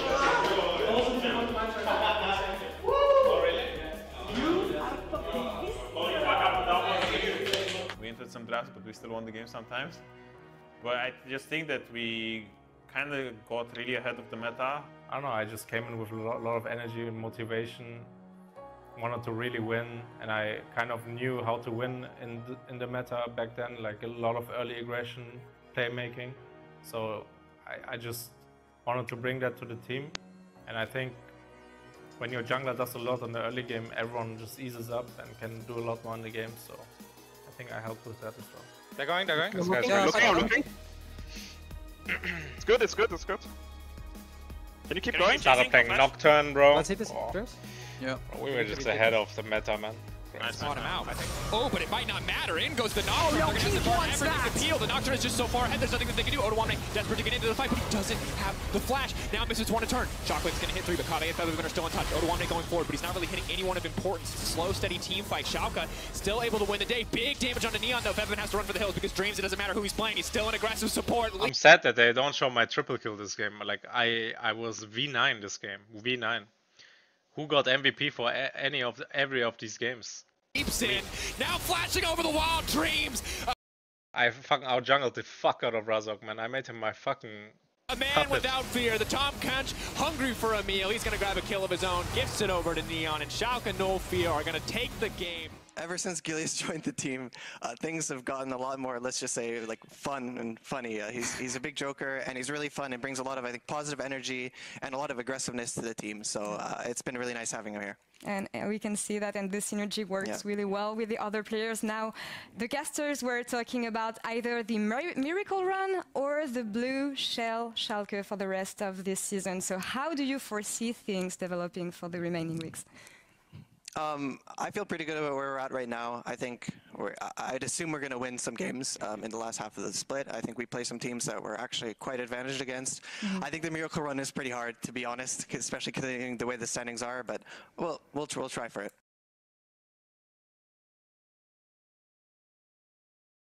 I mean, I just saw no reason to believe it was over, because, like, what does it give me? It's just gonna make me play worse. Like, if I don't give a shit about the results, it's gonna, like, I just always try to stay positive and optimistic that I can achieve something this split. Like, even if we would have won a lot of games and then not make it in the playoffs in the end, at least we did something. At least we won some games. That's what my mindset was. And my brother and me, when we were 110, we calculated, like, how possible it is to make it. And he just said to me, you have to win 90% of the next games to make it, like, possibly. And if you win all, you make it. I didn't really try to, like, think that, okay, we will success Miracle or something. I didn't try to, like, hype myself, like, we will do it and stuff. I just tried to, like, stay calm, like, if something happens, it happens. It is lost. It is the worst draft of this year. Without a doubt. Really? Without a draft, this is. Oh, no. Some of the other ones were like playable. This one is really. I don't understand why Dylan was so negative about this draft. It was a fine draft. I actually like to keep an eye out on TP advantages and disadvantages before we make a play. Time summoner spells, play around them, and just be confident, guys. We're here to fuck them up. Like, when I get Sejuani Camille, I already know the game is over. We have Senna Tam Kench. Okay, the Zoe pick is a bit meh, But it's Abedag so. Cleanse, but don't flash, okay? I can just flash on Ezreal, okay? Yeah, I wanna look actually. Actually, if I ulti Yumi here, we can look TP. I'm looking TP. I'm TPing now. Tomcatch running forward. Yumi all gonna be used. They already burned the Yumi all on the catfish, but it was all just a big bait. One more time, baby. Big Mac. 1, 2, 3. That's it. Gilius takes him down. XL, they look like they had a bit of reprieve, but the ultimate comes through from Gilius. That's gonna be it. There's no. Also, like, it doesn't matter what you draft from me, Dylan, this game, I'm jungling against Cadriel, so it's the biggest free win of my life. Coming back, he's sleepy in the Golden State, Special gonna run for the hills, but that's gonna do it. Shalke, my God, what a dominating performances. Let's go! Yeah! Let's go, playoffs, Guys, boys! chill out, push. Kill this guy? Kill the Nexus, I think. This guy don't have flash, by the way. No! I was really sweating after draft. I came in here and said, sorry guys, we did this is the draft. Actually, when I started the draft, I was like, bro, they are fucking Jax, Yumi, Galio. How unstoppable would this guy be? Yeah. Final question, Odo.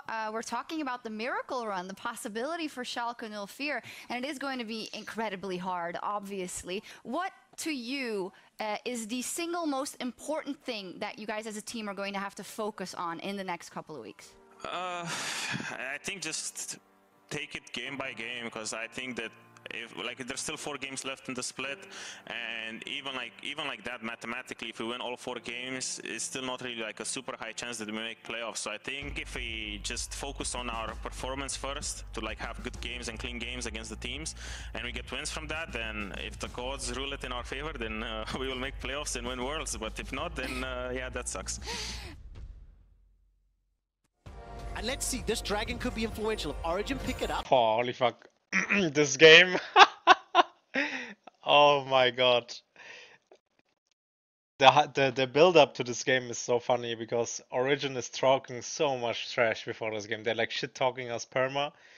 They like talk about what they did to us in scrims and stuff. Like so many fucking ego players on the team. Alfari, Nuke Duck, Upset, Jack Troll, Xerxes, they all have a fucking big mouth, you know? So they're telling us, yeah, we have an insane secret strategy against you guys. And like, it was Sejuani. Their secret strategy to beat us was pick away Sejuani from me. And when the draft actually happened, I was like laughing my ass off. Like inside of me, I was like, wow, this is the freest Lee Sin angle I've ever seen in my life, you know? The biggest 1v9 Lee Sin game you can have on the planet. Like, I get Senna, Tam Kench, Ornn, and I get to play Lee Sin, you know, it's like the biggest free win. They are one away from the soul. Yes, you've got a very good rocket grab onto Odawambe. He's going low. The Devour was fantastic from Dreams. Bought a lot of time. Call of the Forge God splits OG. And now Abadage, he's already taken down Nuke Duck. He flashed it. Oh, look at this, by the way. With my play, I basically put them all in a box here. Look how we're gonna strangle them. Splits OG. And now boom! Now from here on out, it's this. They gotta go in the circle now. They're like so fucked they can't run. Taken down Nuke Duck. He flashes to safety. The tower's still up. OG are wrecked. OG are locked in between the Royal Blue, and they are going to get aced. There is my god. Oh my. God Gilius giveth. God Gilius taketh. If he steals this Baron, God Gilius needs to rise up for the Royal Blue and Schalke 04. He's got Flash, he's got Smite, Neon's he's got still there as well. Railgun from Neon, 4,000 HP, 3,000 HP, 2,500. Oh, he goes to the rocket grab, pulled inside, Flash down, goes back in. Gilius, he steals it! He does it! Gilius, you are a god amongst men! We can end mid here. Help Tom. I have ult soon. I have ult now. Can't do much right now. I'm pushing away. Let me get him. One kill. I'm so kinda. Yeah, one kill, please. Stop stealing it. Ending.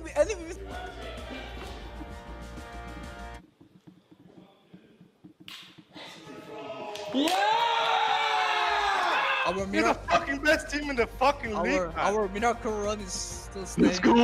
Fucking miracle. Let's go! Nice guys.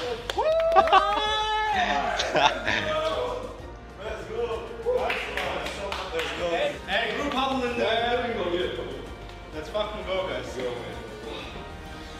Hast gestohlen oder was? Ja, I'm not a cringe huddler as well, but I think it calls for it.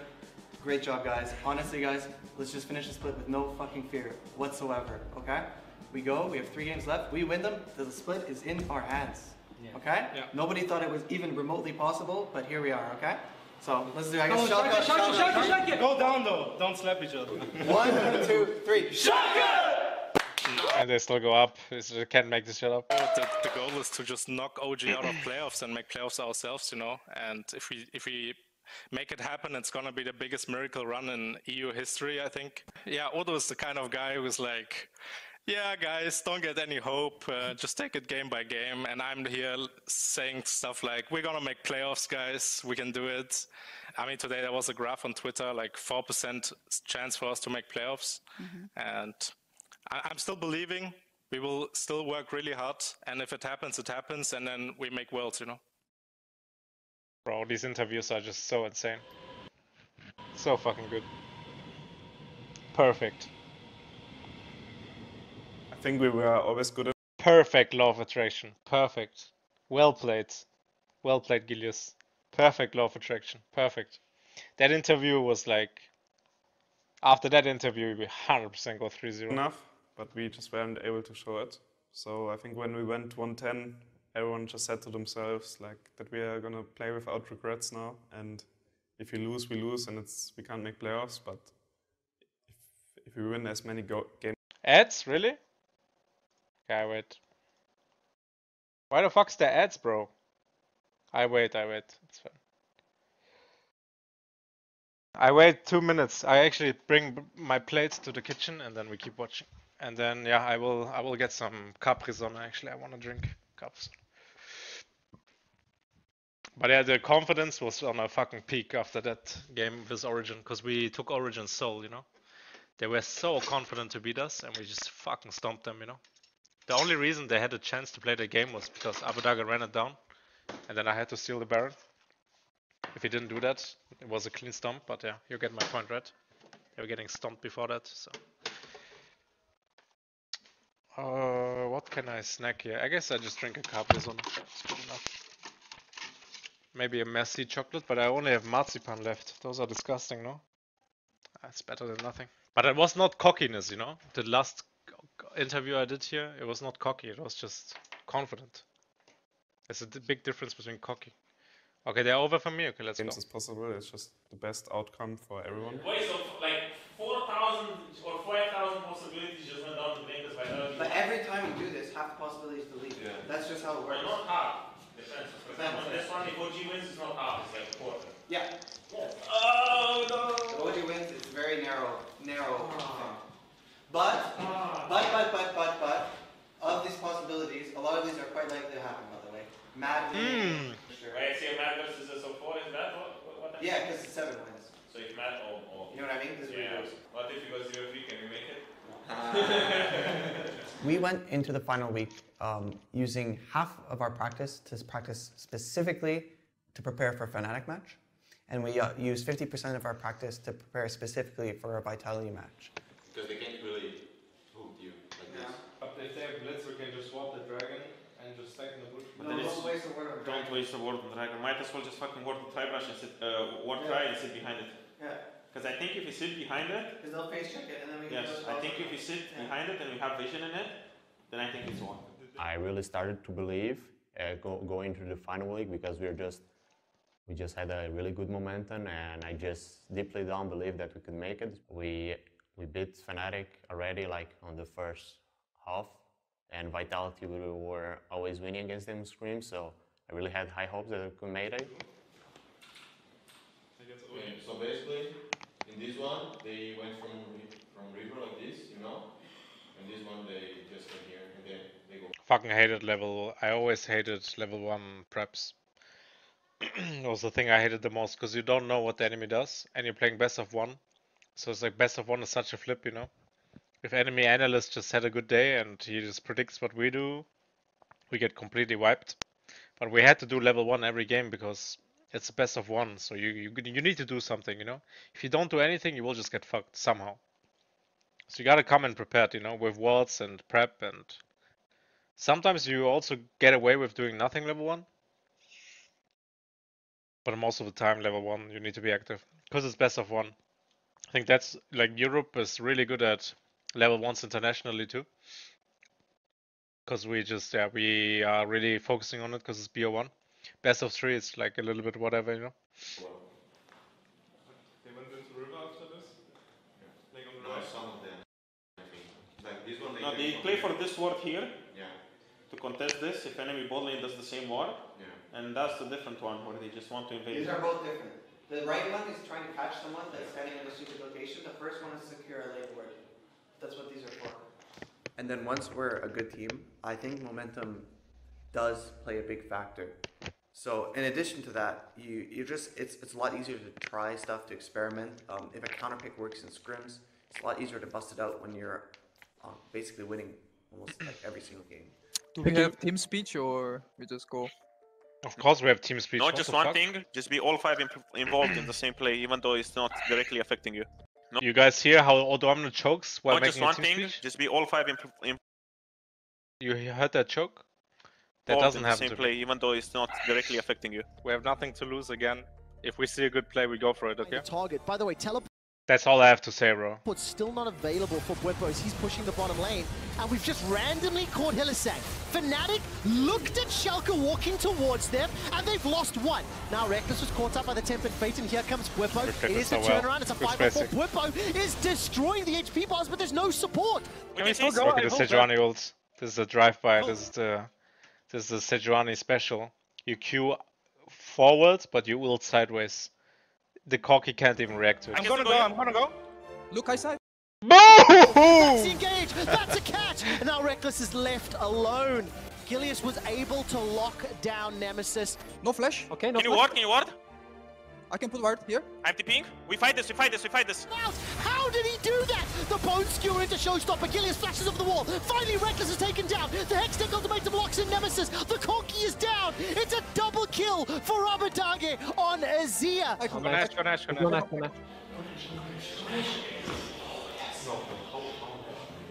Does indeed. Very good. Or does he? It's Hillisang again! Hillisang thinks he does, but it's a trade of 1-for-1. Neon manages to take out Nemesis, and now Fnatic are running for the hills. Bwipo cannot get away from the CC. Glacial Prison's available for Gilius, and he's not even gonna need it.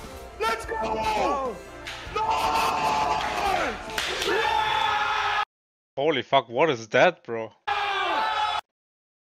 Bro, did you guys hear my scream, by the way? That's so mental. It's available for Gilius, and he's not even gonna need it. Let's go!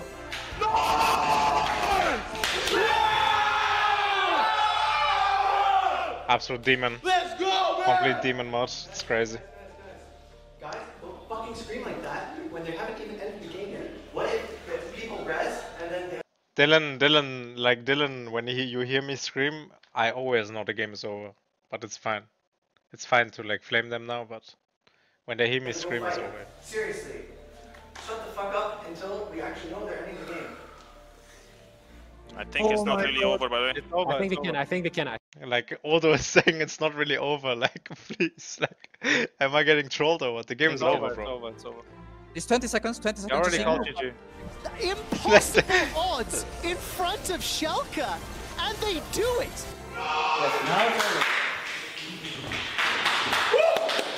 Holy shit! Holy shit!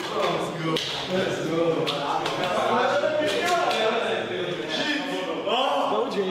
It's fine, you died to the gank, but you have to. I just didn't like my How are you, bro? How do you feel? First of all, I want to say we were sweating because it was so hot today and so much humidity. Yeah, this match was like so disgusting to play. Like in Germany, you don't really have good ACs and buildings, right? Because our country is not like supposed to be super hot in the summer, right? Or like unbearable. But yeah, it was like fucking 40 degrees or something in Berlin that day. We were fucking sweating like animals.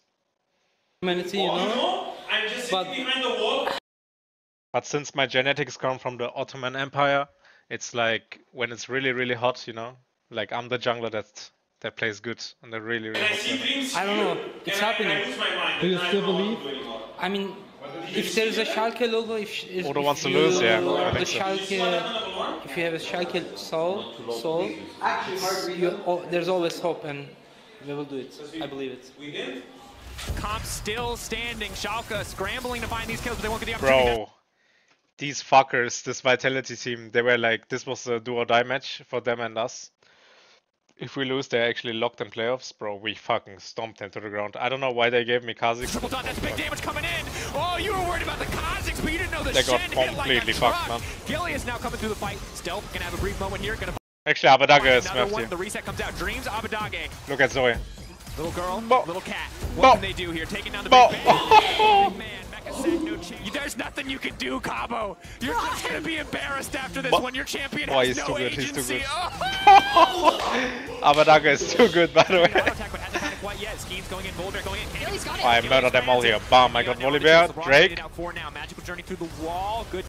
This is really fucking tilting, like Dreams has Mikaels. Look when he uses Mikaels. Like, bro, you're playing Yumi, bro.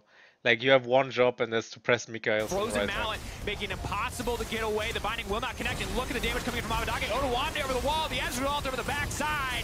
It's just too clean. Can I get Penta Shalke here? No, are right? Mowing down Vitality. And that's it. Nexus exposed. Shalke, the miracle run alive. They'll have to step over the body of Vitality to make it happen, but they're more than happy to do so.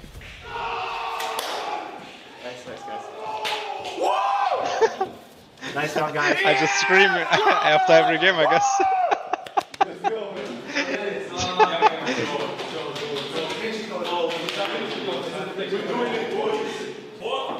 After that fight, Abba, they showed the E Zoe statistics, 3 and 10, 3 wins, 10 losses. And then they showed the damage graph, where he did 7,000 damage in one team fight. Okay, final match day.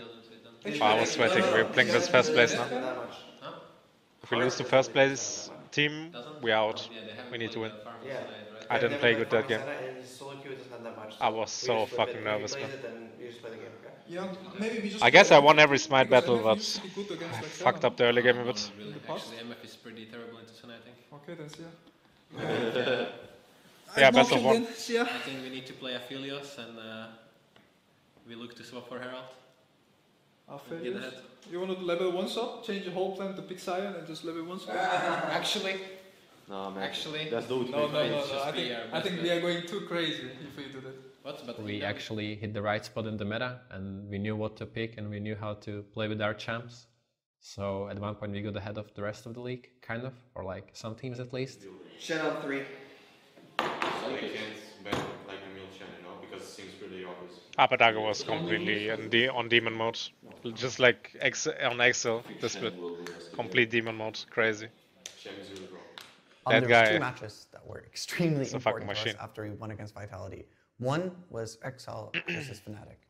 If XL was to win this match, almost everything would be in our hands. We would just win and we'd be through it. And there was even a crazy case where we would make it anyways.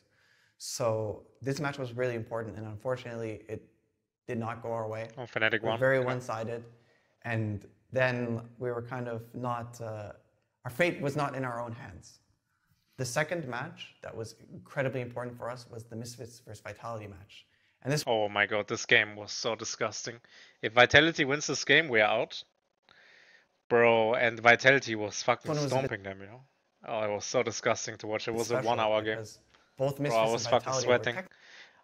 I asked Fabivin the one day before, like, can you guys please win? Because then we can actually do the miracle run. He said, bro, we are out partying right now. Like, I'm drunk. What are you saying? We don't care about tomorrow's match. Yeah, so they basically went out as a fucking team and they all went to like drink and party. These fucking... But they still won, that's fine. already eliminated. So Maybe even smurfed. we kind of relied on the fate of 2 teams that were already out of playoffs.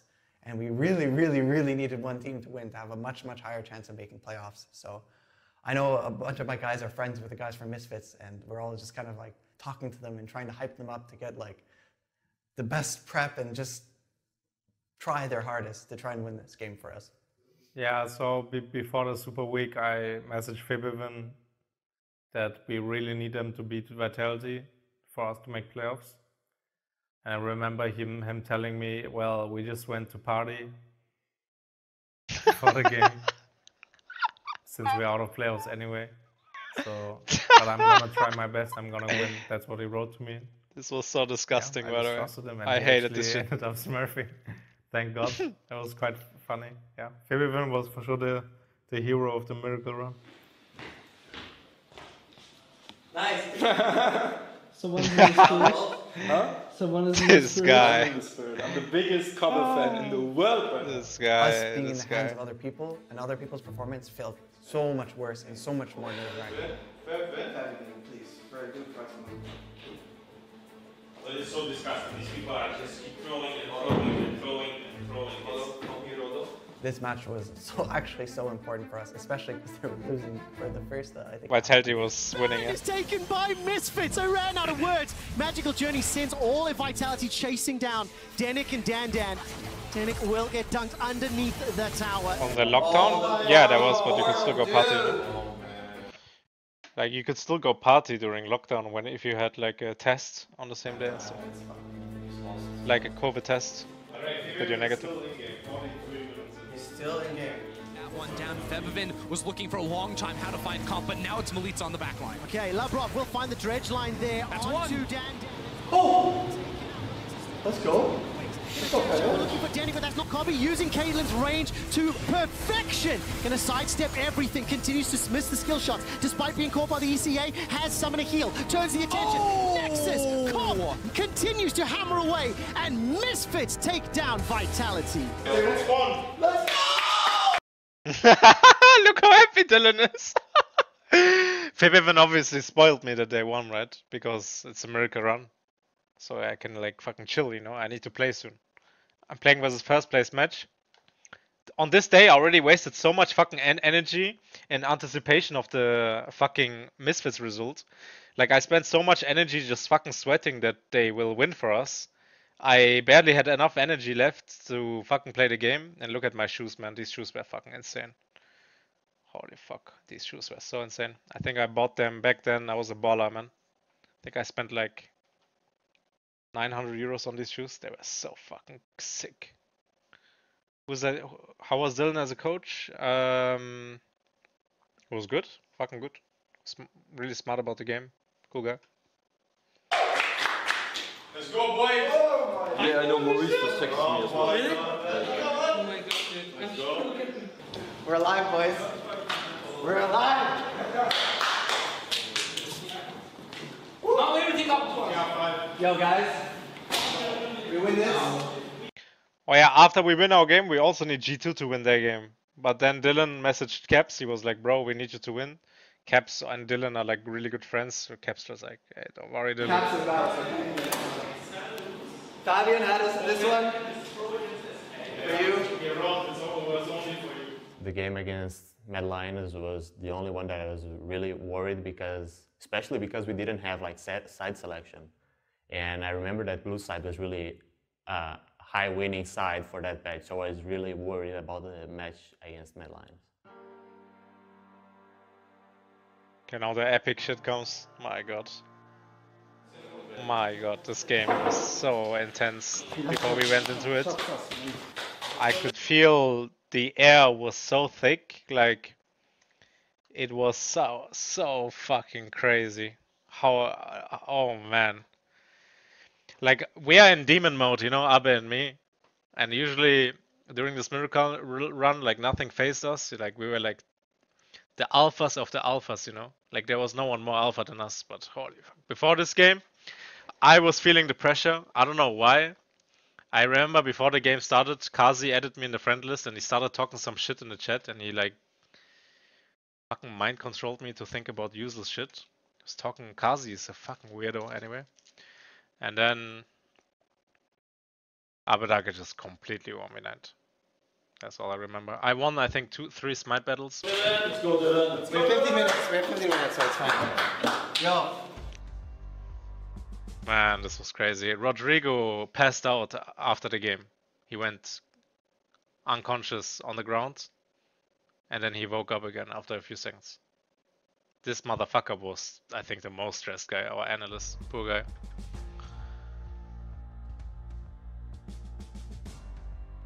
Yeah, I talk German with Abe. They stole the leader. What? They stole Galius. They're not like a call. We don't steal them to the fucking moon. But they can win really hard, really. Remember guys, 5 man, same play. Don't freak out, trade objectives when we need to. Don't int your waves, and just, if you have bomb comp, just wait for level 6 and we bomb them. Okay, so we got the 2-on-2. Arome's going to step backwards. Gilius takes a lot of damage, forced to flash. Shadow chases as well. Arome's being chunked down by Odo. Gilius goes low. First blood secured against Gilius.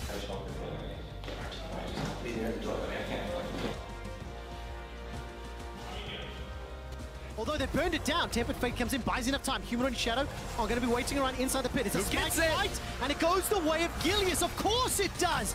That's the first. These are really important drakes. Like, it's really important that I get those drakes because enemy team is on a clock. They're getting giga outscaled this game because we have Corki, we have Ash, and we have Tom Coco, or you know, Seju Shen. We're like good protection comp for carries. So enemy team is on a clock, you know. Like we giga outscale.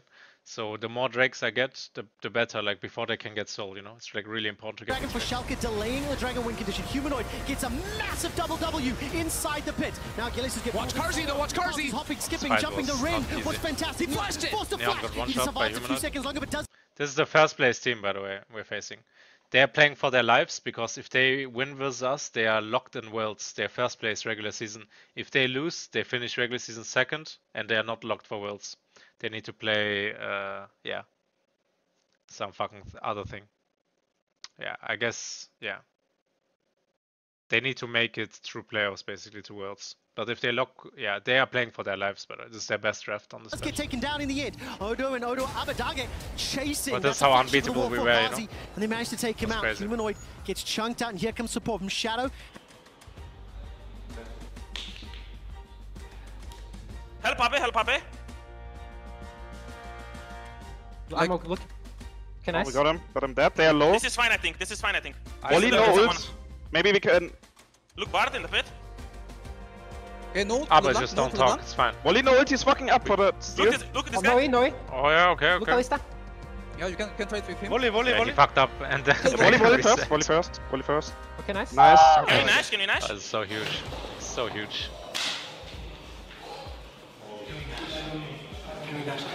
Oh, the one voice comms are really fucking good.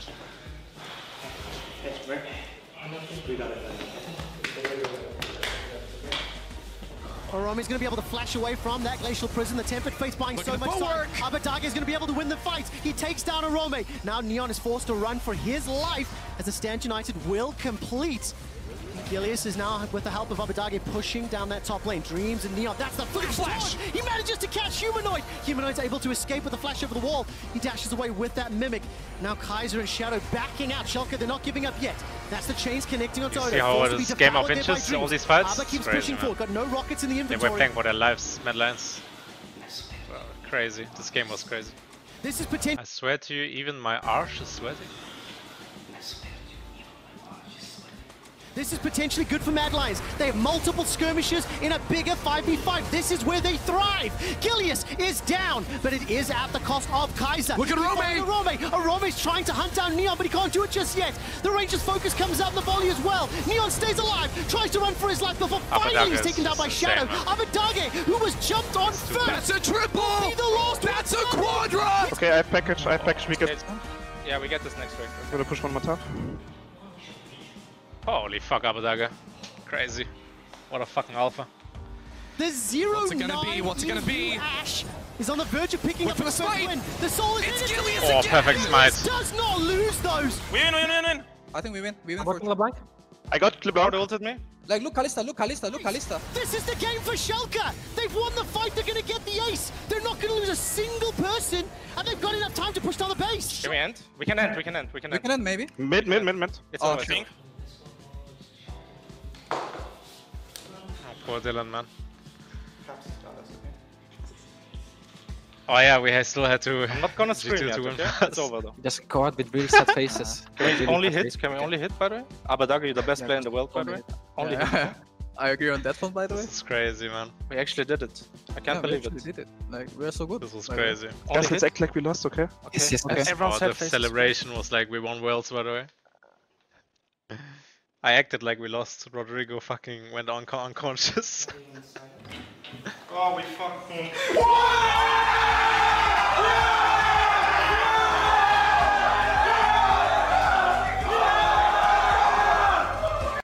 Yeah, Rodrigo is gone. He's going to sleep right now. This motherfucker went to sleep. Oh, it's so crazy. No one gives a fuck about Rodrigo. Poor guy. He's out. He's knocked out. He's out. This is so crazy, man. I can't believe this shit. Holy shit, man! I fucking love you, man! You're the best player in the world. How fucking good are you, man? Holy shit. Let's go. Rodrigo woke up. Look at this guy. I love this guy. So funny. Rodrigo is completely done, so man.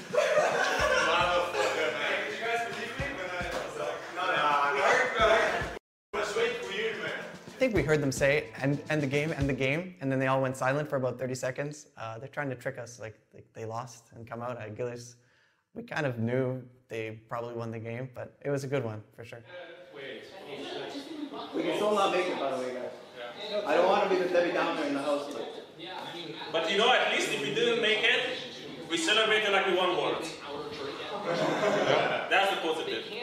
It's like my dream, it's like my wet dream, you know? You celebrate like you won Worlds, but you actually get kicked out. No, but this guy, like, I think he didn't want to win. I don't know. Like, it's so weird. Why is he saying this? I don't know, like, I will never understand people who are cynics, you know, as a personality. Like, Odo is a cynic, right? I'm an optimist. It's like he's just my opposite, you know? Like, I don't know, like, how he can think like this. Because I'm an optimistic guy. It's just like, I will never understand this. Like, I will dominate, also cynic. That's why they're so interesting to me. The way they think. Just, they think about things already in a negative way. But I'm like always thinking super positive about everything. So it's like interesting, you know? It's like, I don't know how to describe it. I don't know if you guys know what I mean. I have some people in my family too who are cynics. I could never understand how they think like they do, you know? And I also don't like to think negatively. This makes me fucking feel I'm bad. just really grateful that everyone just kind of like tried their best, you know, and played their hearts out just for like... I mean, everyone... Why did they not think about to replace Jankos in G2 with me? Because Jankos still had a contract running, I think. I had like million offers though after this off season. I had one really fucking insane offer from NA, and then I had really insane EU offers as well, a few ones. But yeah, I decided to stay in Shalke because Abadage signed really early to stay with Shalke, so I was kind of forced to. I remember that off season, Fnatic wanted to get Abadage and me, maybe. So I'm about to tell Abadage, yo bro, we can probably go to Fnatic. And then Abadage sends me, the first message he sends me back is, yo bro, I signed with Shalke. Alright. I was saying that, oh, we want to make playoffs and stuff, but in reality, people just didn't want to end up 117, you know? So I'm just really happy that all the guys just tried their best and we just picked up some wins. So everyone's just like less depressed, you know? Yeah. This was 20% from the village. I know this was a little bad feeling. Oh, nice birthday, sir. But Brett side, you still exoded them. I know. It's so insane. I actually was going to log in Kazakhstan, so I was so useful. I can't believe it. G2 going to log in like... Yeah, we really needed either G2 or SK to win their games. And I think we all really thought that G2 would win their game. Like nobody wanted to say it out loud, but we felt like that they were on a. What was Nukes doing in that scene? He was just eating food. He's an academy player. This is where people eat their Huge food. win streak. They're super good and they're super favored. We did everything we could. This was nice though that Zertos was chilling with us, sleeping. These are people. Sleeping was genuinely happy when we were winning, and Zertos was happy for me, I think, because we also won German League together. But yeah, at that point, and Zertos got kind of fucked over the split. Zertos was supposed to play the last week of LCS, but then management basically asked us if Zertos can play, and we decided as a team no, because we wanted to do the miracle run, you know. So, yeah. We just had to hope. However, if XL win, XL lock playoffs themselves, and if Fnatic win, Fnatic will lock playoffs, and if both of them win, then Shalke is actually locked out of playoffs. That's the only way this miraculous team, this 1-10 to 8-10, this epitome of underdog stories, will not make it in. Comfortable, Cato's gonna get hooked, Cato's gonna go down, dunked back just to be certain, and G2 will grab another. Ads, really? Again? What the fuck? How often, bro? What's going on today? He lives! He's the boy who lives! G2 taking their time, looking for the reset, jumping in, they found Patrick, they found a kill, that's the shutdown special. Lilia? Yeah, I can play Lilia. Okay, let's just finish this. This takes like 10 more. We skip after the SK series, okay? I don't want to see how we lose to Mad Lions and don't make it to Worlds. And then Mad Lions goes to Worlds and they don't even go through play-ins. Trying to find as much space as possible, but that's a sleepy Camille. Big I was supposed to go to Shanghai that year, not fucking damage, Mad Lions. big dunk, and Excel gonna get dropped just like that.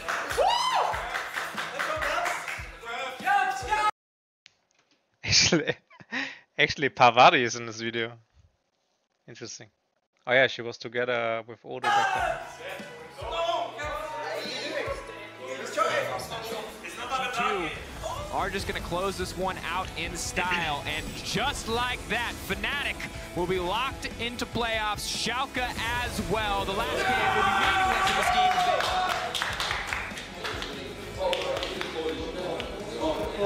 What is she doing on the table?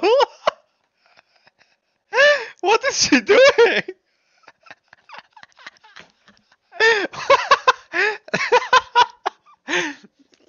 She's the best, man. She's so fucking funny, actually. What's she doing? She's dancing, okay? Being 1-10, I really didn't believe we'd make playoffs, you know, because it just really. Okay, let's skip forward a bit. This is the team picture. Let's fucking go. We got that win versus people called me crazy in all of this bullshit. Gil kept believing. Because I mean we also that win. Let's take in this interview and then I Fnatic, close. Yeah? We just said, guys, if we like win every game now, we can do it. People called me crazy in the team. They said, Gilius, we are going home soon. Stop all of this bullshit. But I kept believing and we did it. It's interesting. How much of an impact did you have on the team outside of the game? Because I mean we also you on the Rift, right? Whenever I talk to Odo, Neon, Dreams, like outside of the game, they will always say, Gilius, it's almost impossible to make it. No, it's fine. What she did on the table is like, I just found it funny that she was dancing like that. It's all good. I don't care. She's nice. I don't mind. I just found it funny in the moment. Don't worry about it. Like, we will just try to win and stuff. Like, I actually believed, by the way. I think Abbe and me believed, and yeah, we did it. By the way. Bro, how was I so ugly back then? Guess when I have a beard that looks like it's like bald's hair, you know? Like back then I was not trimming my beard so that it would get curly. It looks like the hair I have on my balls, you know? Guess this is the first mistake. And then I have like pimples because I'm eating a lot of chocolate and unhealthy stuff. I guess I'm just fat as well. I have big lips and a big nose and big eyebrows. But that's just genetics. Even when I lose weight, I have a big nose, big lips, and big eyebrows. Can't do much about it. I'm still ugly? Fuck you, man. Suck my dick. Yeah, darker skin? No. I have Are you handsome now? I don't know. Do I look bad or what? Oh yeah. No, I look crispy clean, man. I look good.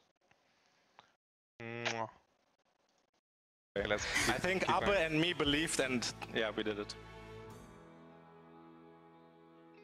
We were like 1-8, and then you asked both of us where we were going. And then I think Dylan said we were going playoffs. No, Dylan said, we're gonna get like 6 or 7 wins and then place like 8th place or something. Remember, I told you we are going world way. Thank you, thank you. Holy shit. Okay. Okay, Dylan, talk to me. We just made it into playoffs after starting the split 1 and 10. I honestly can't believe it. I'm just so happy that nobody gave up. Like, I knew we were good. We knew we were good, but we were just from such a deficit, you know, from losing like 0-8 at the start of the split, and I don't know.